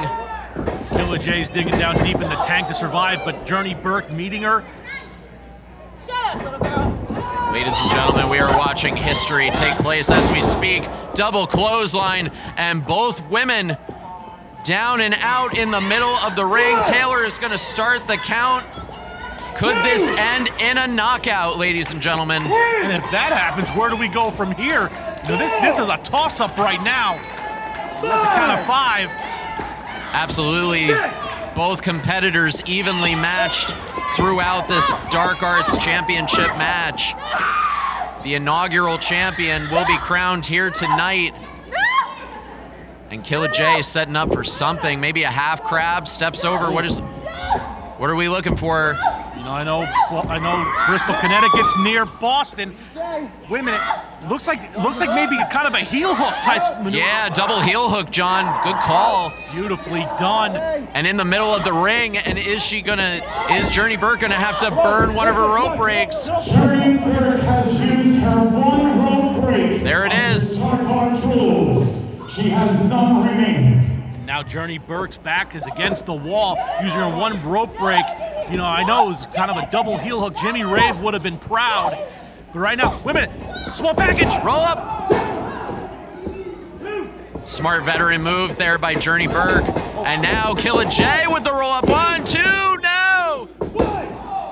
Journey Burke, both women going back and forth. And again, another head kick from Journey Burke. Burke sticking to what works with those kicks. And now setting her up for something. Air raid crash. Cover 1, 2. No! Killa Jay. Unbelievable fortitude by Killa Jay. 2 and 15/16. That air raid crash pushes them all down. What tenacity by the sassy assassin, Killa Jay. And Journey Burke is apoplectic. She cannot believe that Killa Jay, with the wherewithal to kick out in the middle of the ring.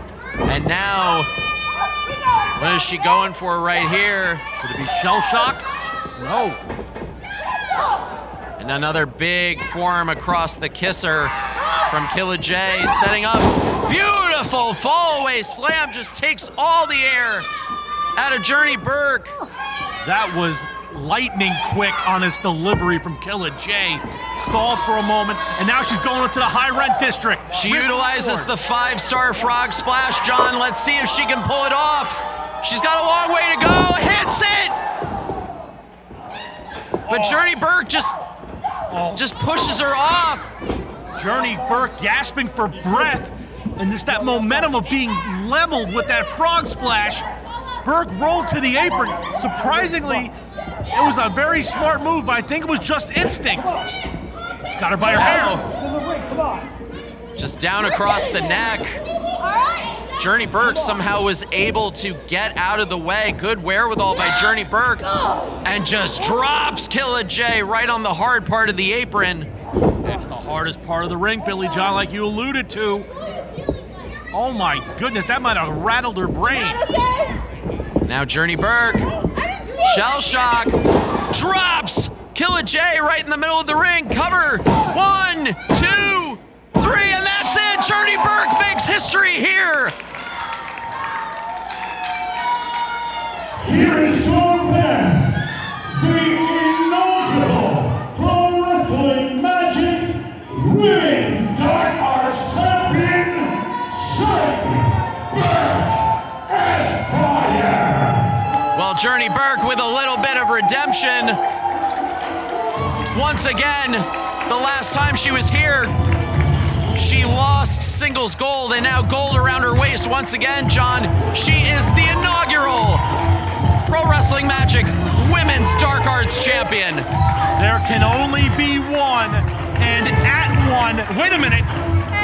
Look who's standing out at the entranceway. I told you. I told you. It was only a matter of time before he showed up here again. Mateo Marcellus. We're just doing this thing. Bill, you fool, you be quiet. Shouting out Journey Burke Esquire. At this very moment, El Pacto Diabolico has a pair of Dark Art twins. Celebration shirt. Now, you've proved yourself yet again. You're 2 pieces of the puzzle to all the first women's Triple Crown champion ever. That's something that we haven't even said. You already have 2 pieces of that puzzle. So you know what? After this hard-fought battle, I think May, you should take off and rest up. Because on June 20th at Hardwire, you're going to have an opponent that all of these fans know that's going to return to the Pro Wrestling Magic ring. Because on June 20th at Hardwire, you're going to take on Vicious Vicky. Whoa! Wow! Right here. An unbelievable announcement from Shane Fair, and as we know, a huge grudge to be settled between those 2 competitors. The toughest woman in Southern Maryland. Now you're going to take on the toughest woman in New Jersey. We'll see you June 20th at Hardwire. And a huge challenge for Journey Burke in her first defense of the Dark Arts Championship. Scheduled to take on Vicious Vicky. And that one, my friend, has been brewing for a long time. She has 2 months, but for the exact moment. So that will be in June at Hardwire. We know that's not that song. Okay. Now, the Dark Arts Challenge that we issued to Troy Locke. We put Troy to the test. We told him if he could win 2 out of 3 matches that we put together just for him and curated just for him, that he could have a Dark Arts Championship slot. Well, he's 1-1. Tonight is match 3, and it's do or die for Troy Locke. If he loses, there will be no match. If he wins, well, he's gonna fight for the Dark Arts Championship. Referee Buck's in charge at the sound of the gong. Introducing first.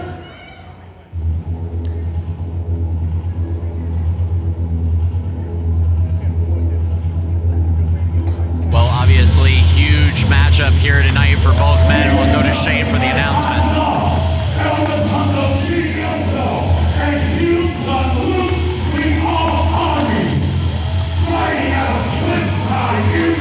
Weighing in at 232 pounds, this is the Star Killer, Steve Off. Well, fans, we saw Steve Off no more than an hour ago get low blowed by Johnny Vega, and you got to wonder how that's going to impact his performance here tonight. Obviously, a lot on the line for both Troy and Steve. Troy has had to go through 3 competitors.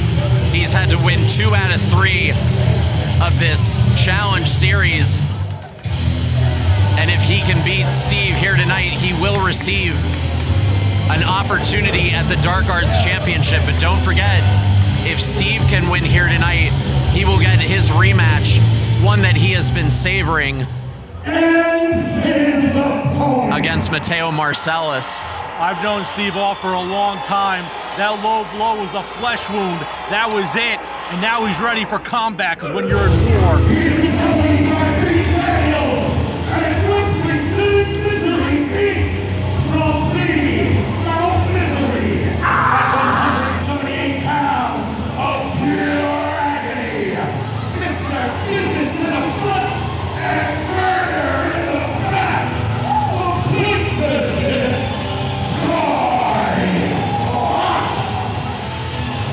Troy Locke looks revved up and ready to go, John. He is the Mullet Hawk Monster, the Molotov Cocktail.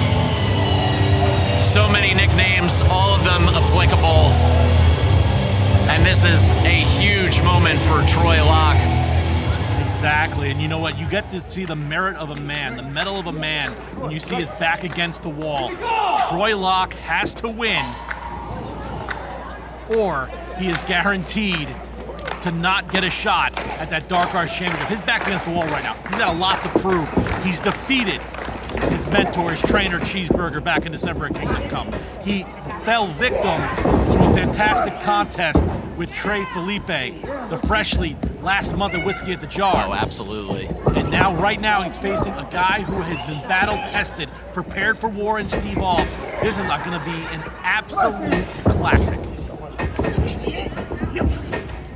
Absolutely, and you know, there's still probably a little bit of sour grapes to be had between Troy Locke and Steve Off after Steve, you know, was in that fugue state last year when he was a part of El Pacto Diabolico. We saw, as a result of that, Troy Locke losing, well, in a multi-person match.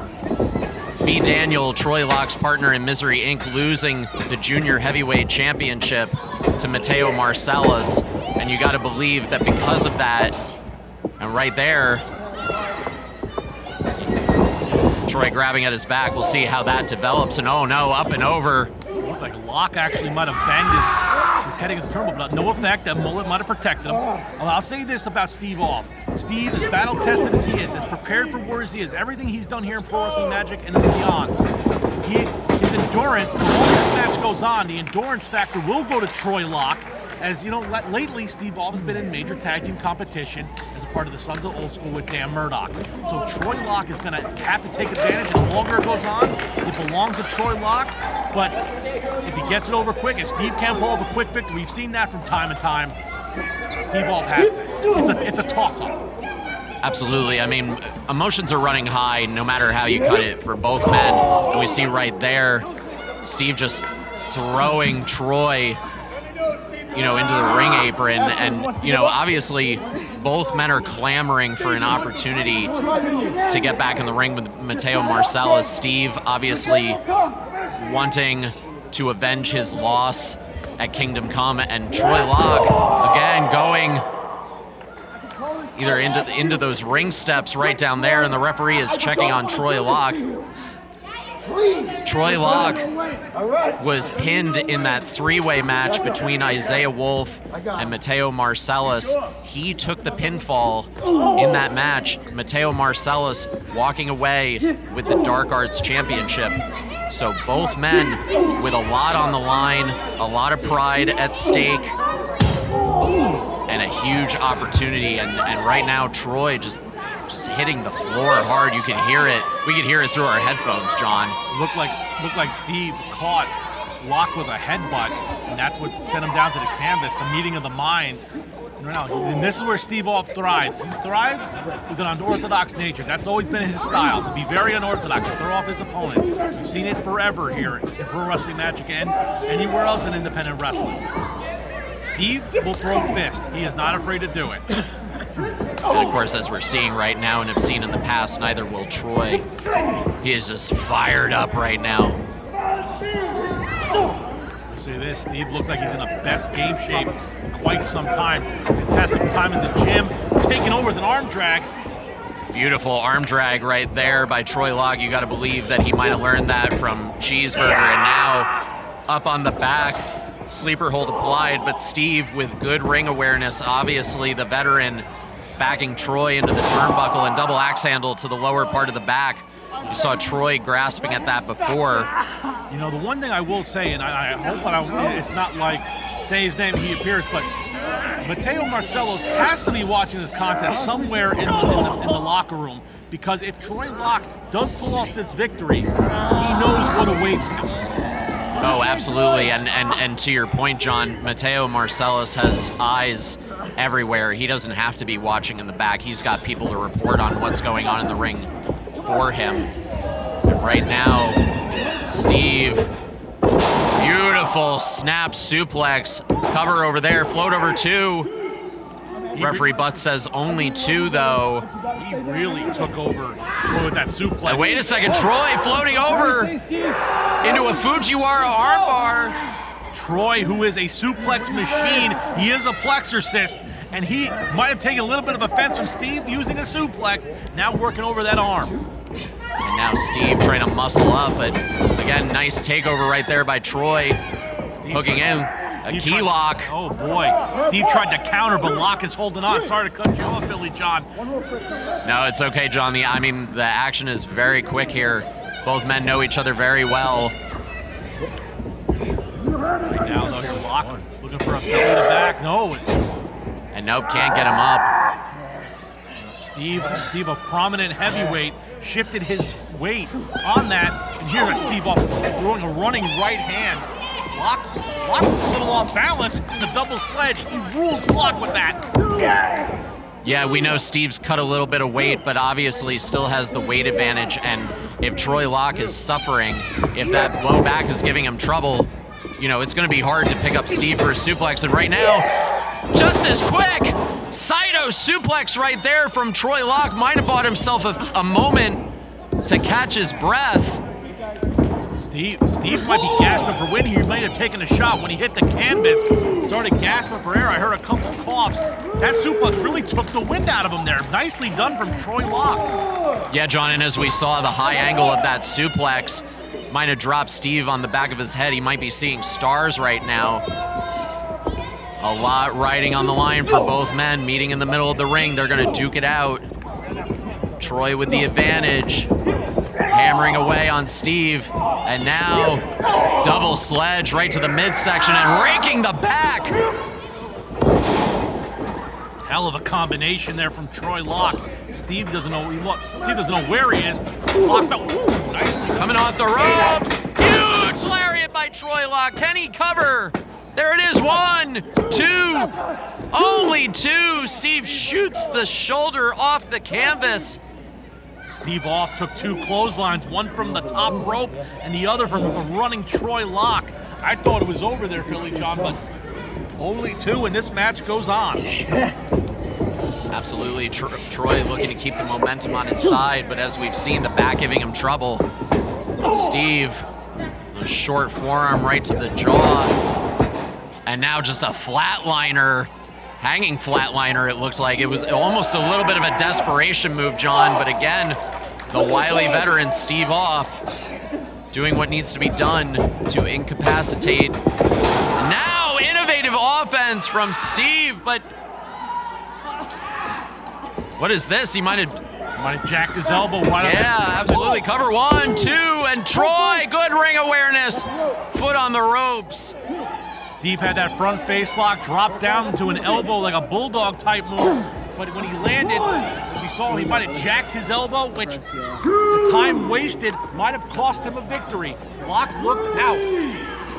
Well, and of course, we saw Troy hyperextending that arm with that Fujiwara armbar that's probably giving Steve, we see Steve, grasping it right now in pain. Steve's got to find some adrenaline to kick this into second gear. He's shaking it out. We see right there. Can he capitalize? No, Troy right now. Oh, just wrenching the arm. Attacking the shoulder, and now. Oh! What an unbelievable knockout shot by Troy Locke. What poor luck, though. Steve was rolled right to the frame of the ring, right onto the apron. Locke now. Yeah, that might have, and win. Troy Locke, second rope. Huge knee drop across the back of the neck. What are we looking for here? Let's see. Is he looking for cattle mutilation? But Steve had his foot on the ropes, but Butts didn't see it. Here is your winner, the result of the submission, and he has passed the Dark Arts Challenge. 2 matches to 1 now with a guaranteed shot of the Dark Arts Championship, Troy Locke. That's a bit of a controversial ending to the Dark Arts Challenge series. Steve Off was put into the cattle mutilation by Troy Locke, but that left leg was on the bottom rope. Referee Butts did not see it, and Steve tapped out. That's a tough break. Well, if this were a Dark Arts rules match and Steve had exhausted his rope break. That's a great point as well. But Steve knows. Steve knows that Troy got one over on him. Done. If it can't be me, it's got to be you. You got to bring the Dark Arts title back home, please. Somebody has to do it. Why not you? And now Steve making a pact with Troy. Troy may not even be aware of the fact that Steve had his foot on the ropes, obviously. Steve knowing that the referee can't call what he doesn't see. But Steve, being the bigger man, tapped out because he knew he had to, and right there, telling Troy, someone's got to wrest the Dark Arts Championship away from Mateo Marcellus. If it's not going to be me, it's got to be you. Give it up to Steve Hoff. Give it up to Steve Hoff for 11 years of pro wrestling magic. All his hard work, his sweat, all the stress that man goes through on a daily basis. Steve Hoff, thank you for everything that you do. It's a tough break, Steve. You'll be back, brother. It's a tough break. Tonight at Pro Wrestling Magic, 75 straight regular season events, and it's all because of you, Steve. Thank you from the bottom of my heart. Now on May 16th, it's going to be Smiley versus Ryman, and the winner, you know Troy Locke passed that challenge, but we're going to make that match a triple threat, because whoever the Dark Arts champion is on June 20th is going to face Troy Locke, and also the winner of May 16th, Smiley versus Ryman match. It will be a triple threat match. Now, it is time for another championship match, this time for the Pro Wrestling Magic World Tag Team Championship. This bout is scheduled for one fall. Man in charge of the sound of the gong, Taylor Danielson, introducing first. You start to get PTSD whenever you hear this music. Yeah. Are you wearing your bandana? You might want to put it on. He took it back. He said I'm in trouble for 2 days. Oh, okay. Okay. I'm sorry. I guess I blacked out when that happened.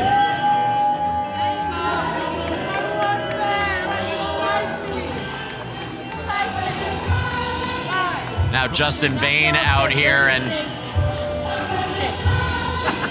Tag team gold. Who's it gonna be? who knows anymore, John? I sure don't. Right now, Go ahead. it looks like Justin Vane and the Dark Arts champion, Mateo Marcelos, are out here. I don't know, with Ray Mars. Mars looks stressed out. The tie's undone. Business at hand.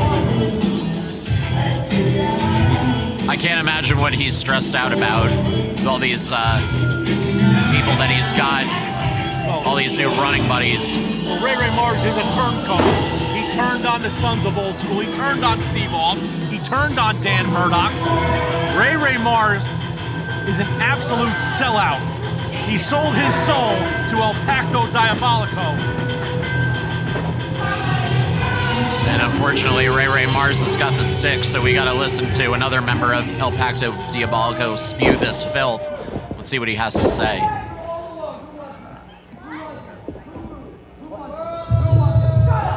I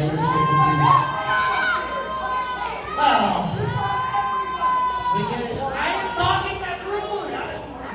Or somebody control your children.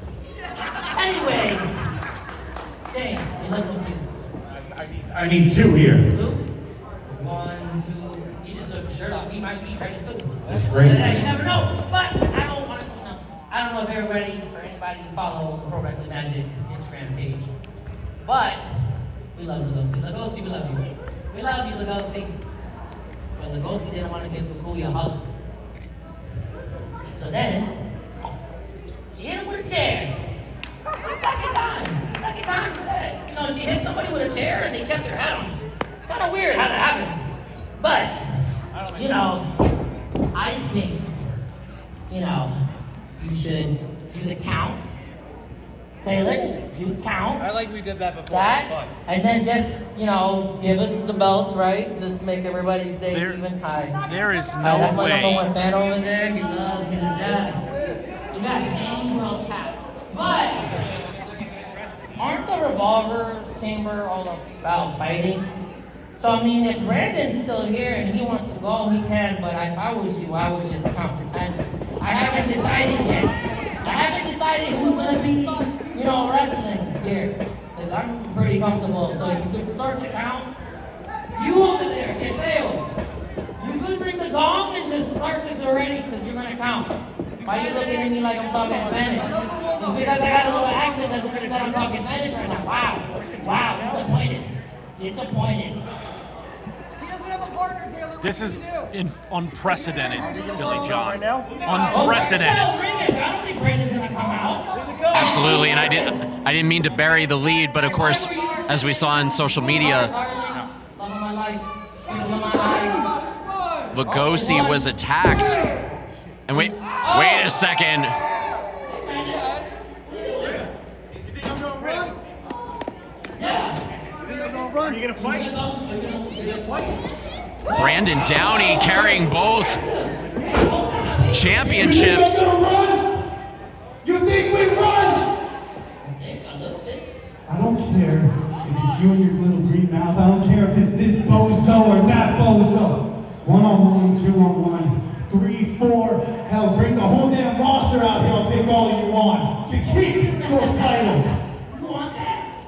He said, look, he agreed to it. You okay with that? Bring it all. Bring it all? Well, for someone that's focused on my mouth, kind of weird. I'm sure. Kind of weird. But if you want to, fine. I haven't decided who's going to do it. Justin, you look fine already, right? You don't mind getting in the ring with this strapping young gentleman. Oh, here. Justin Vane's been wanting to get in on the action all night long.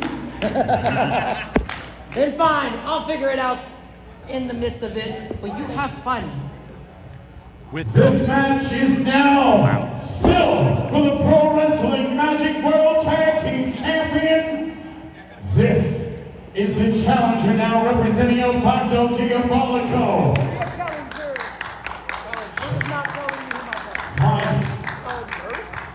The challengers representing El Pacto Diabolico. First, the Walking Paradox, Justin Vane. And his opponent, fighting out of Shades of Death Road. This is the problem child, Brendan Downey, the Pro Wrestling Magic World Tag Team Champions for Revolvers Chamber.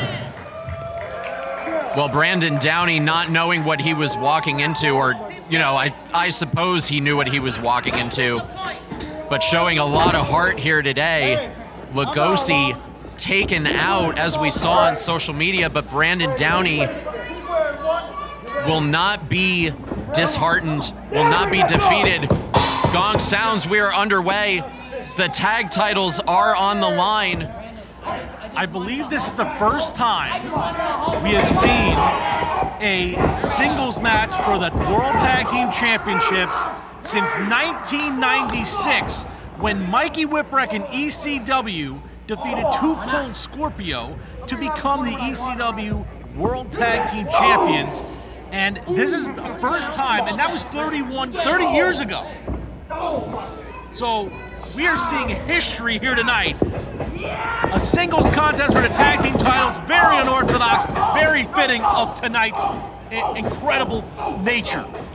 Of course, and I'm uneasy, as I'm sure you are, John, with members of El Pacto Diabolico out here at ringside.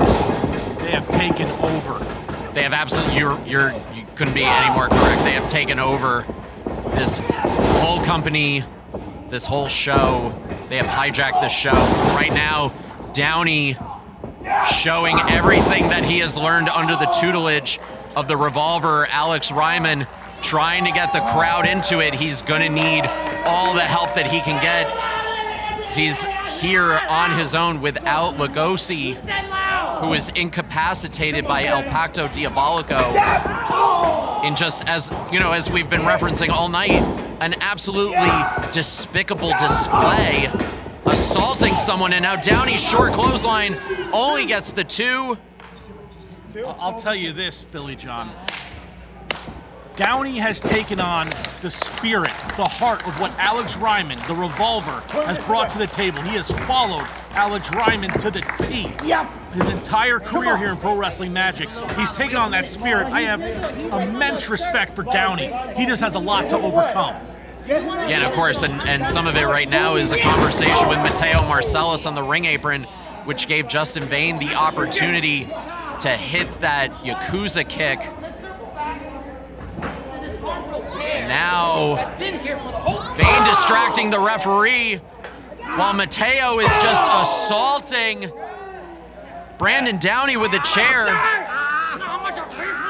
And this has got to stop. Someone has to do something about the abuse of power that Mateo Marcellus has used here in Pro Wrestling Magic. It has gone on for quite some time. Someone needs to do something here. And honestly, at this point, I'm not sure who.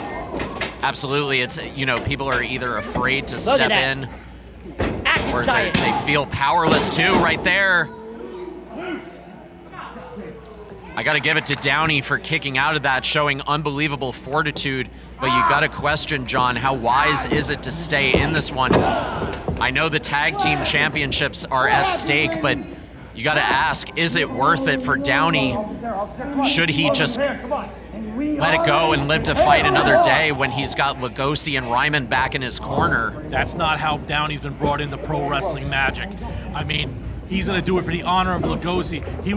He's doing what Alex Ryman would be doing, fighting against all odds. And to retain the tag team championships in an unorthodox situation like this against a paradox understatement of the decade against Justin Vane, it would be 1, 2, no. Good combo there by Vane. Unbelievable. It would. Sorry to cut you off there, John. The action is hot and heavy. Absolutely. Vane showing his quickness. Obviously, an incredibly skilled junior heavyweight in his own right, as is Downey. And now Downey fighting off of his back foot, but fighting nonetheless. Just remember last month at Whiskey in the Jar, it was Justin Vane who picked up the pin on Steve Off. Cover! In that tag team contest where El Pacto Diabolico became the #1 contenders. Cover! Nice backslide there by Downey. He's trying to go for the flash pin. He knows what he's going to do with this numbers game. Roll up 1, 2. Nice Magistraw cradle, but again, not enough. Downey with the sidestep with Vane right back on the attack. Good quickness by both men. Justin Vane right there with a flying back elbow. Again, we bring this up.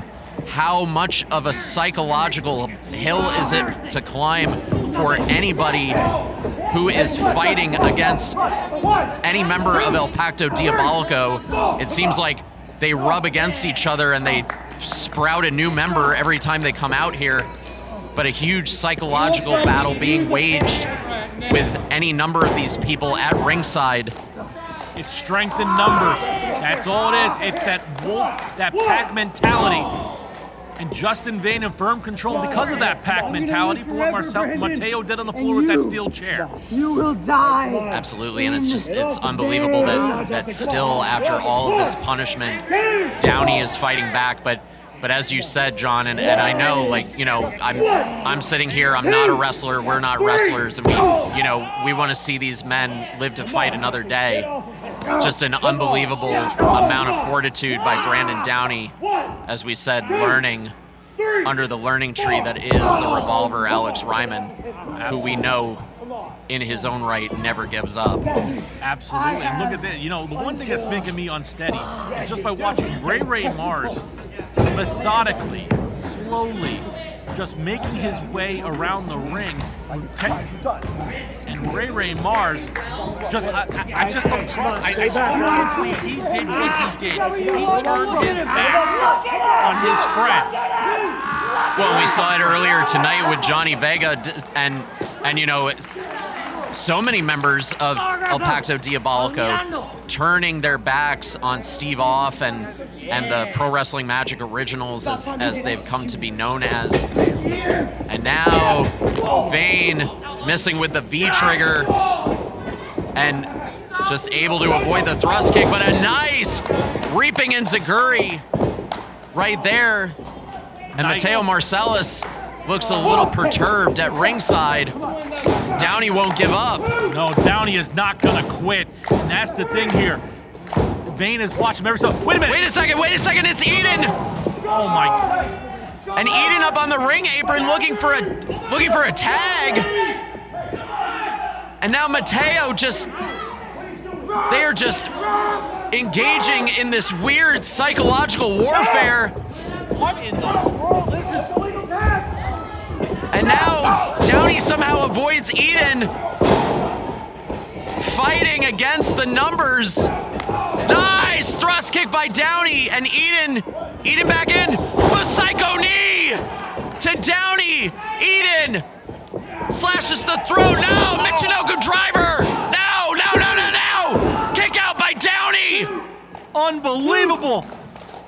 Eden ran from literally out of nowhere, made the tag, went to the floor, came back in the ring when Vane was in trouble, and Downey, again, showing that heart, showing that perseverance, somehow surviving at the hands of El Pacto Diabolico. This might be insurmountable for Downey here. And Eden, who shouldn't even be out here, Eden was supposed to have a match tonight, somehow didn't have a match tonight. He is completely fresh in there against Brandon Downey, who's been assaulted with a chair, had a full match with Justin Vane, and a Shote, brutal Shote tagging in Vane. And now, tandem offense, perhaps, thrust kick into Eden goes into Vane, meeting of the minds. Downey again, somehow fighting against the numbers here. Running clothesline. He has to stick and move. Stick and move. Be intrusive yet elusive. Downey trying to survive and keep those tag titles, but he's just got a kick right upside the face. And now, oh, duck by Downey. Let's go, Brandon, go. Rolling elbow takes out Eden. This is Downey's contest. This is the time. Will he sink or swim? Will he retain the tag team championships? Crowd getting into it, getting behind Downey. Will Downey be able to? Spear! Slingshot spear! Cover 1, 2, no! I thought for sure, John, that would have done it. Unbelievable turn of events. Downey has to get back on the attack. I know he's taking a lot of punishment. I know he is persevering against all the odds here. He needs to survive.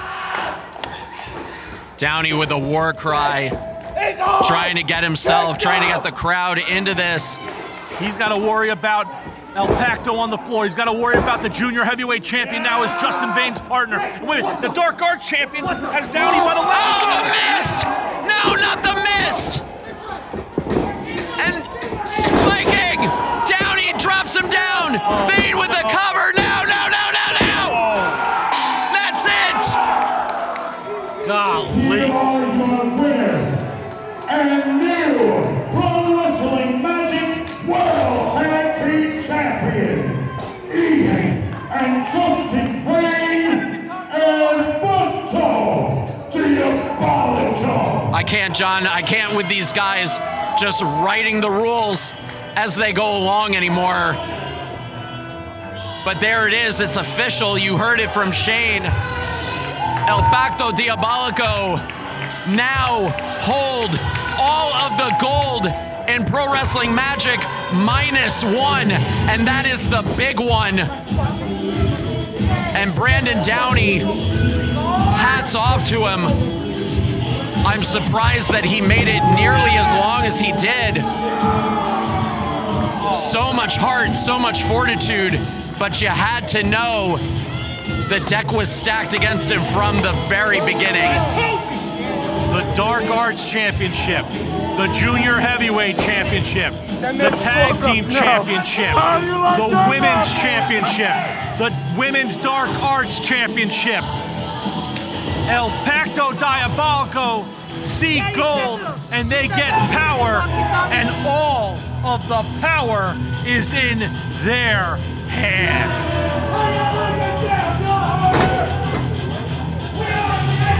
I hate it. I hate it. Well, Ray Mars, unfortunately, I'm sorry, John, shouting you out. Yeah, it's a long time. I've known him a long time. I am just absolutely disgusted.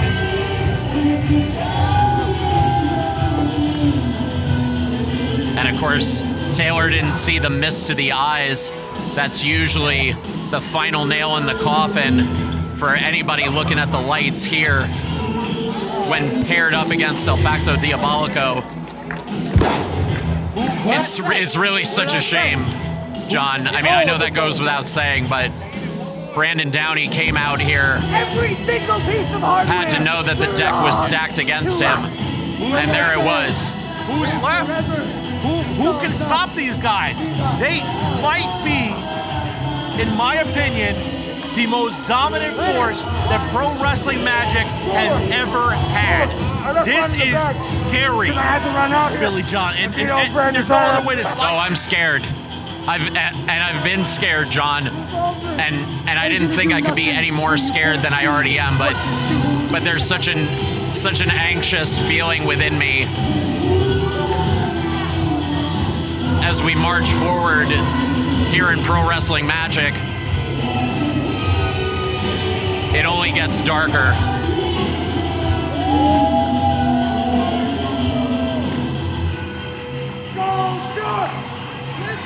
And there you see, once again, holding almost all of the gold -1, El Pacto Diabolico, and you know that they've got Azrieal in their sights. Brandon Downey, pick your head up right now. You pick your head up right now.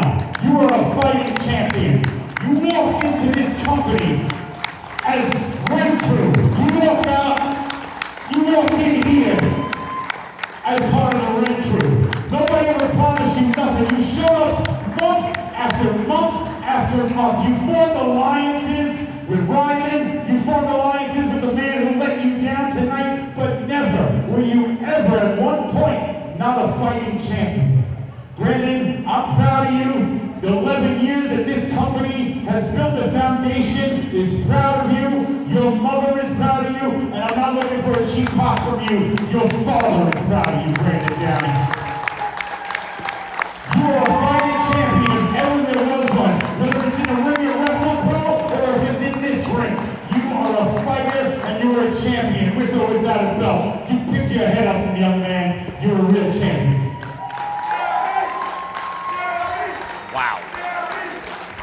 Great validation right there from Shane Fair, and he couldn't be any more on the mark.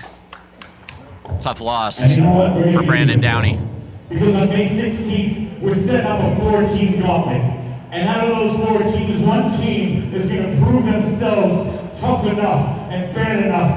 And I swear, I'm going to send them out to take those belts from El Paco Diabolico. May 16th, 4-team gauntlet. The Sons of Old School, the Rep, the Stepdads, and all due respect, the winner takes on El Paco Diabolico. We'll make sure one of those teams gets revenge for you, Brandon. Brandon Downey, everybody.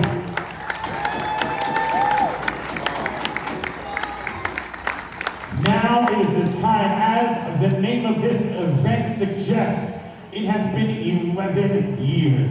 We have built so many memories together. There's faces here that we've seen in Richfield Park that made the move with us to this building and took the chance on this promotion. And for every one of you, if you bought one ticket or if you've been here all 11 years, thank you. You've helped make this company a destination. And thank you to our host, the YMCA, as always. We are happy to be here 11 years. And it has led us to this very moment.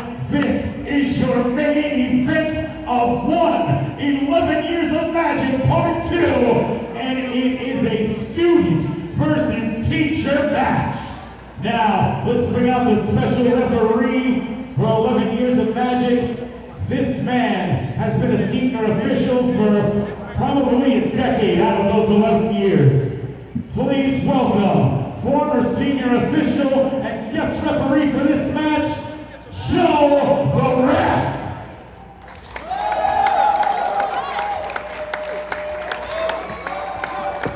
It's great to see Joe the Ref here to call this contest, one of the greatest referees in independent wrestling history. Magic Kingdom, Joe the Ref, are you ready for the main event? Then this student-teacher match is scheduled for one fall. Once again, the man in charge of the sound of the gong, Joe the Ref, introducing first.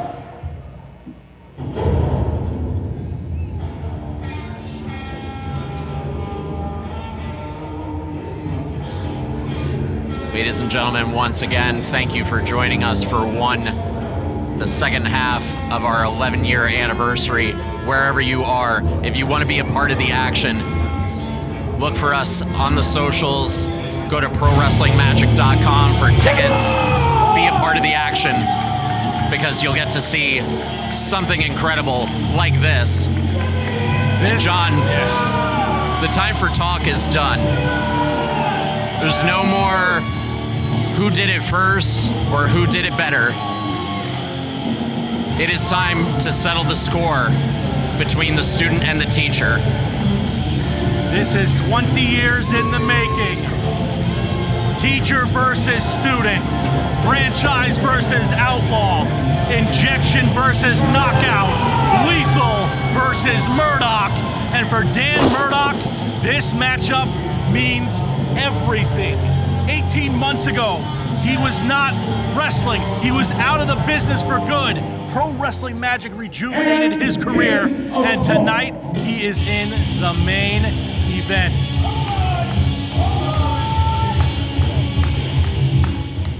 Wait, Dan Murdoch with some editorializing. Mr. Lethal. Okay. And his opponent,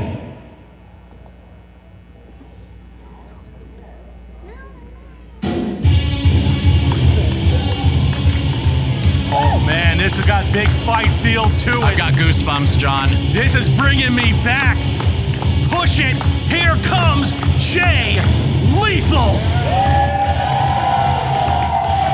This is an unbelievable moment for pro wrestling magic to have one of the greatest wrestlers in the history of the Garden State, Jay Lethal, from right down the road in Elizabeth, New Jersey. Everywhere he has gone, he has had success. Nobody with more combined days as Ring of Honor World Champion. He is a Grand Slam Ring of Honor champion, former 6-time TNA X Division champion, current AEW and Ring of Honor star.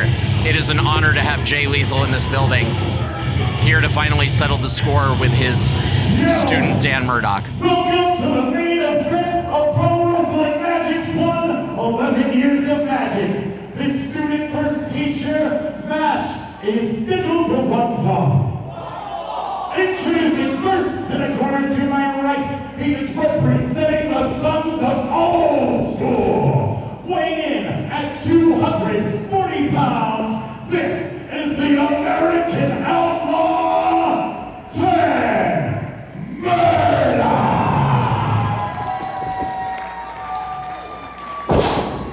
Have this card handed to me by Mr. Murdoch. Introducing next. He is a true living legend in New Jersey professional wrestling. Fighting out of Elizabeth, New Jersey, a former TNA World Tag Team Champion and a 6-time X Division Champion. A former Ring of Honor Pure Champion, World Tag Team Champion, 2-time World Television Champion, and a 2-time World Champion. This is Jay Lethal! Wow.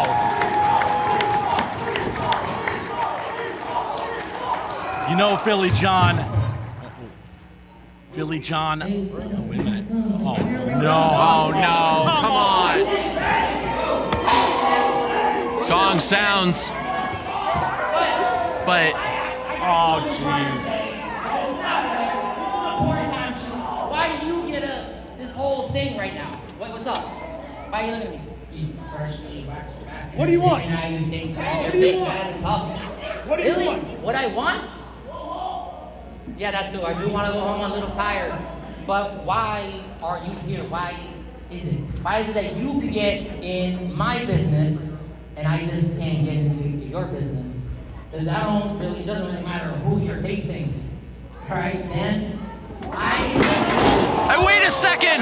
Lethal with the baseball slide taking out Mateo Marcellus. It doesn't matter who made the match. Regardless, Lethal and Murdoch underway. They just want to solve their differences. And Murdoch with the Hurricanrana. John, as someone who knows both of these men so well, Yes. I know this means a lot to you. Lethal coming off the ropes. Murdoch out of the way, and now both men trading shots on the floor. Let me tell you this, Philly John. I don't mean to cut you off here. This match is very personal. I was there when Jay Lethal started training Dan Murdoch. He is one of Lethal's lethal experiments right up the road in Union City, New Jersey at the Ace Wrestling Academy. Dan Murdoch has looked at Jay Lethal like a mentor, but over time, it has become a little bit of resentment between these two. And I can go and say it's about personal business, but it's really about a move. Dan Murdoch. Oh, look at that. Murdoch actually held that lethal combination, held on to that wrist. Jay Lethal. Everyone knows him for the lethal injection. We've talked about that from time to time. But Dan Murdoch invented the lethal injection back in 2011 at the Body Slam Wrestling Organization. It has been documented. Jay Lethal adopted that move, which he saw, according to Murdoch, and made it the lethal injection. The Ring of Honor World Championship winning lethal injection. And Murdoch has had that in his crawl for that long. On top of everything else, this is personal. Absolutely. Couldn't have said it better myself. Right now. John Harder covering the history for us. And yeah, the tension in here is thick. You can cut it with a knife. And you know, one has to wonder, John, if the pressure to win the tag titles with Steve, to come back from that traumatic beatdown he experienced and all the mind games that he suffered at the hands of El Pacto Diabolico, along with this grudge against Lethal needing to be settled, has been too much for Dan Murdoch to handle. Well, you got to remember, there's a rear chin lock, nicely done for Murdoch. Murdoch actually stepping up and going hold for hold with Lethal. It was back in September when Mateo is the one who made the match back in December for Kingdom Come 10. Jay Lethal had AEW responsibilities, could not make it, wanted Murdoch to have a horrible night, and it was Shane Fair 3 months later, last month at Whiskey in the Jar, made that match official, and now Lethal laying in those chops. And big tilt-a-whirl backbreaker by Dan Murdoch, going for the cover, hooking the shoulder. 1, 2.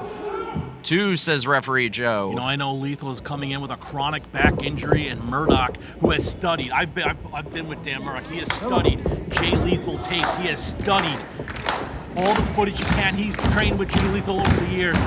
He knows Lethal's ins and outs.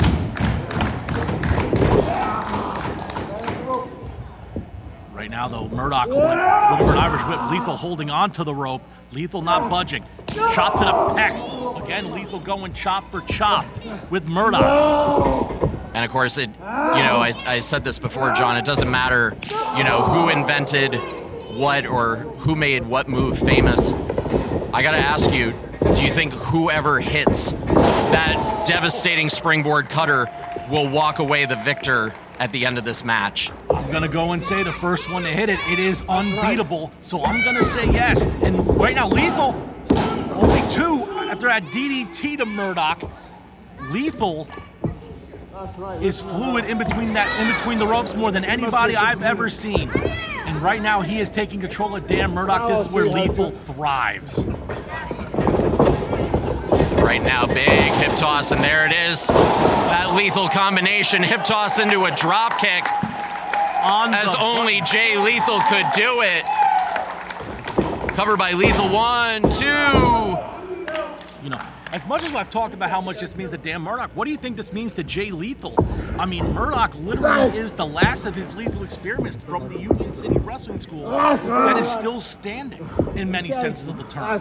He's the only one still standing. I was there for Steve Scott and Giovanni Marenka and the BS Express and Thomas DeGate Rodriguez. Dan Murdoch is the last one standing, and Lethal has to feel a bit of pride that Murdoch is here going toe for toe with him. Absolutely. I think regardless, he's proud of Dan, but I think the time has come to put the baby to rest. It is time for Jay Lethal to put away Dan Murdoch and put this months of back and forth behind him. And a big back elbow right there by Jay Lethal. And that is standard Jay Lethal offense. He has a vicious elbow, as we've seen, whether it's on the ground or up high. Covered by Lethal, 1, 2, no. Kick out by Murdoch. You know, Jay Lethal's had a bevy of incredible moves, and here's one of them. I was about to say it. Here's the figure four leg lock. He beat the Nature Boy Ric Flair with his very own hold and has adopted it for his own. Absolutely, going back to the days of Black Machismo, Jay Lethal, as we've said, as was discussed in the ring announcements, an absolute legend, not just here in New Jersey, but in wrestling. Has held many championships. He's defended the Ring of Honor World title in Madison Square Garden. Just an unbelievable talent, and we are so happy to have Jay Lethal here. Right now, Dan Murdoch fighting his way to the ring ropes to break the hold. I gotta tell you what, Murdoch had to fight through the pain. You know, he's talked about wanting to face his trainer, but when you're actually in there, when you're facing a man who is battle-tested and road-traveled as Jay Lethal, it's a different beast. Talking about it and being about it. Murdoch's finally being about it. Absolutely, and Jay Lethal's conditioning off the charts, and he is wisely giving Dan Murdoch time to pull himself back in the ring, you know, saving that energy that Murdoch needs to expend just to get himself back into the ring, John. And now the teacher chuckling at the student. He has him in firm control. Rolling elbow. You know, that maneuver was utilized by one of his students, Giovanni Maranka. My Northeast New Jersey independent wrestling history is sick, and I'm sorry if I'm over the top with it. It's just a little bit of a callback, and oh no. And is he signaling for it here, John? Is Jay Lethal signaling for the lethal injection? He is. Springboard. Oh no! Murdoch stops him in his tracks, and going for it himself, hits it now! Lethal stops him, and now signaling for the figure four leg lock again. Murdoch. Inside cradle. And no, couldn't follow through. And right there, just a straight up cutter. 1, 2, no, only a 2 count. I gotta say, great job by Joe the ref. That inside cradle, the shoulders were not down. He could not count. Great job and great presence by Joe the ref. Great to see him back in this, but only 2 off that wicked cutter from Lethal. Crowd trying to get into it right now.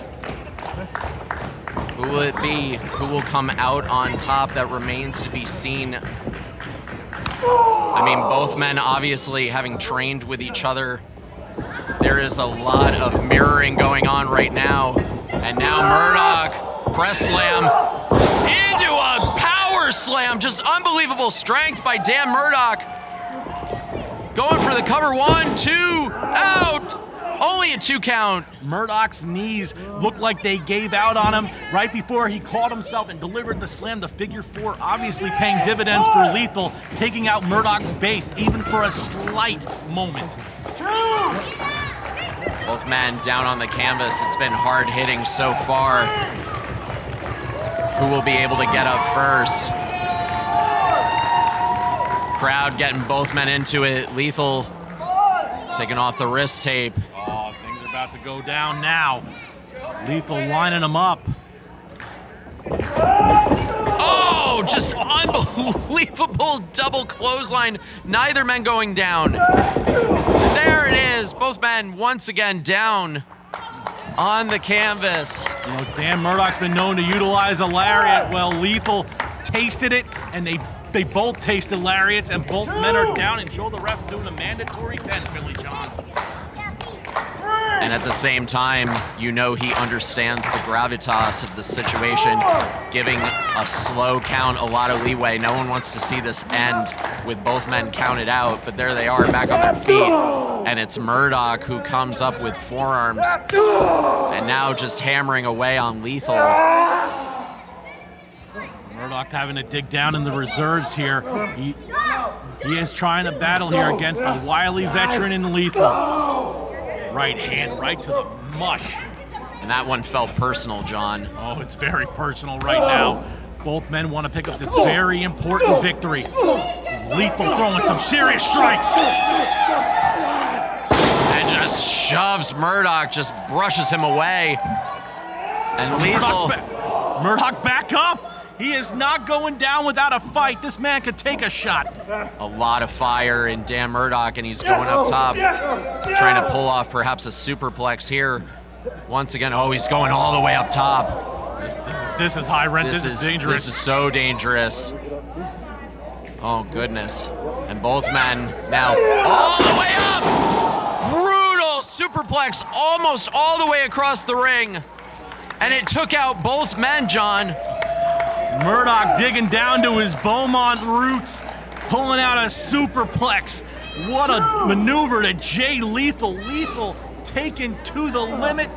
What a night here at 1. This has been an absolute classic. Oh, and what? Come on!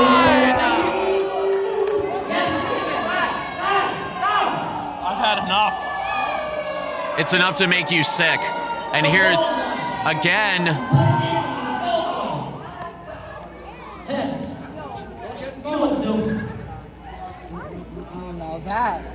And now the Vultures circling the ring. Of course, they've got to get involved in everybody's business here in Pro Wrestling Magic. And they're getting involved in the main event of part 2 of the 11-year anniversary. What are you guys doing out here? Let them fight. This is not good. Let these men fight. And Murdoch went for it. Perhaps missing it, and Vega gets knocked off the ring apron. And now Ray Mars, lethal measuring. And all members of El Pacto Diabolico are getting taken out right now as we speak. Arcana roll. Murdoch does it. Murdoch wins. Murdoch wins. Dan Murdoch has pinned Jay Lethal. Student versus teacher match. The American Outlaw, Dan Murdoch. Oh, wait a minute. El Pacto Diabolico taking out Jay Lethal. And unfortunately, the student and the teacher, not a moment to savor this match, because El Pacto Diabolico has to stick their noses in everybody's business. Murdoch sliding in the ring, and El Pacto Diabolico scattering like rats in a sewer.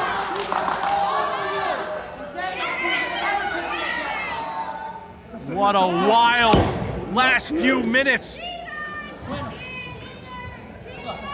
Well, Dan Murdoch, whether it was the interference from El Pacto Diabolico or not, Dan Murdoch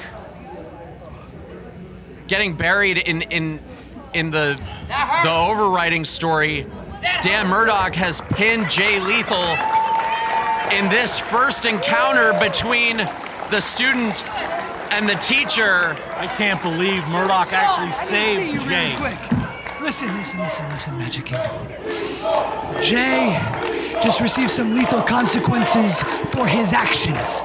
You do not put your hands on Mateo without the wrath of EPD. Wait a minute.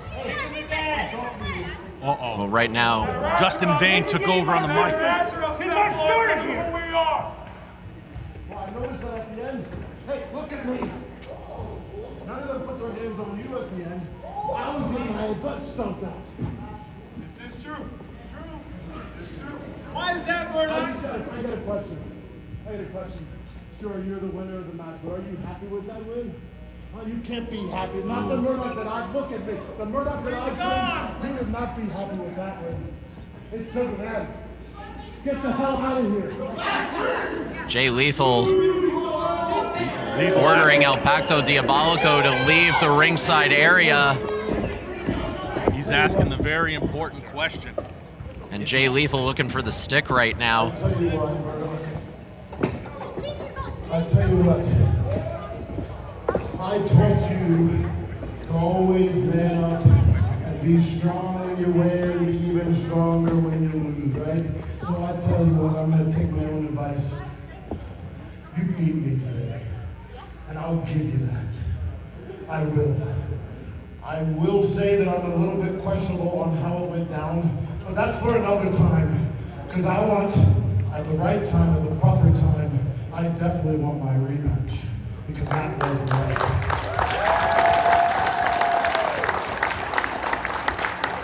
But Murdoch, before I get my rematch, I do want to leave you with this. It appears here at Pro Wrestling Magic, you got your hands full. And as your teacher, if you need my help, just ask me.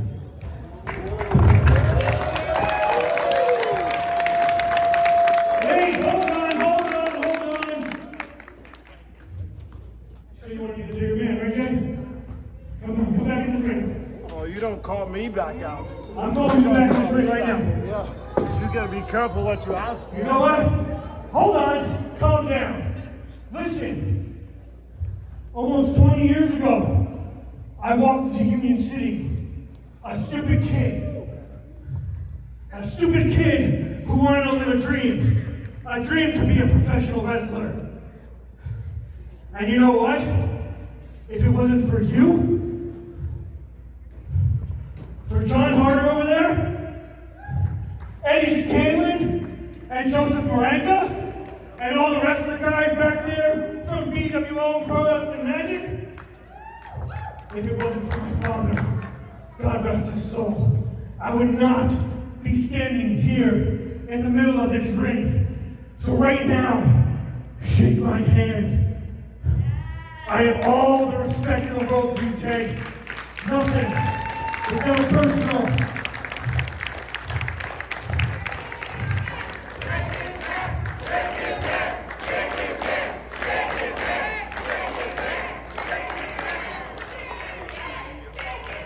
I had nothing to do with that attack, Jay. Trust me.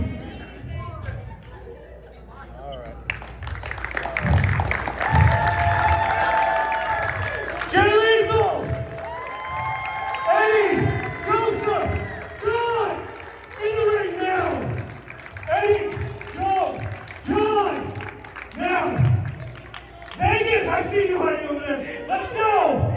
Now, Vegas, come on. Let's go. Come on.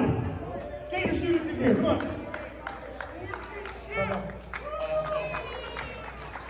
Steve off. Come out of here, please. Without you taking a chance on me last January, I would not be standing here. But you gotta realize, I wouldn't be standing here ever met you guys without these 5 gentlemen in this ring. So, YMCA Meadowlands, let me hear you! Jay Lethal and the Ace students!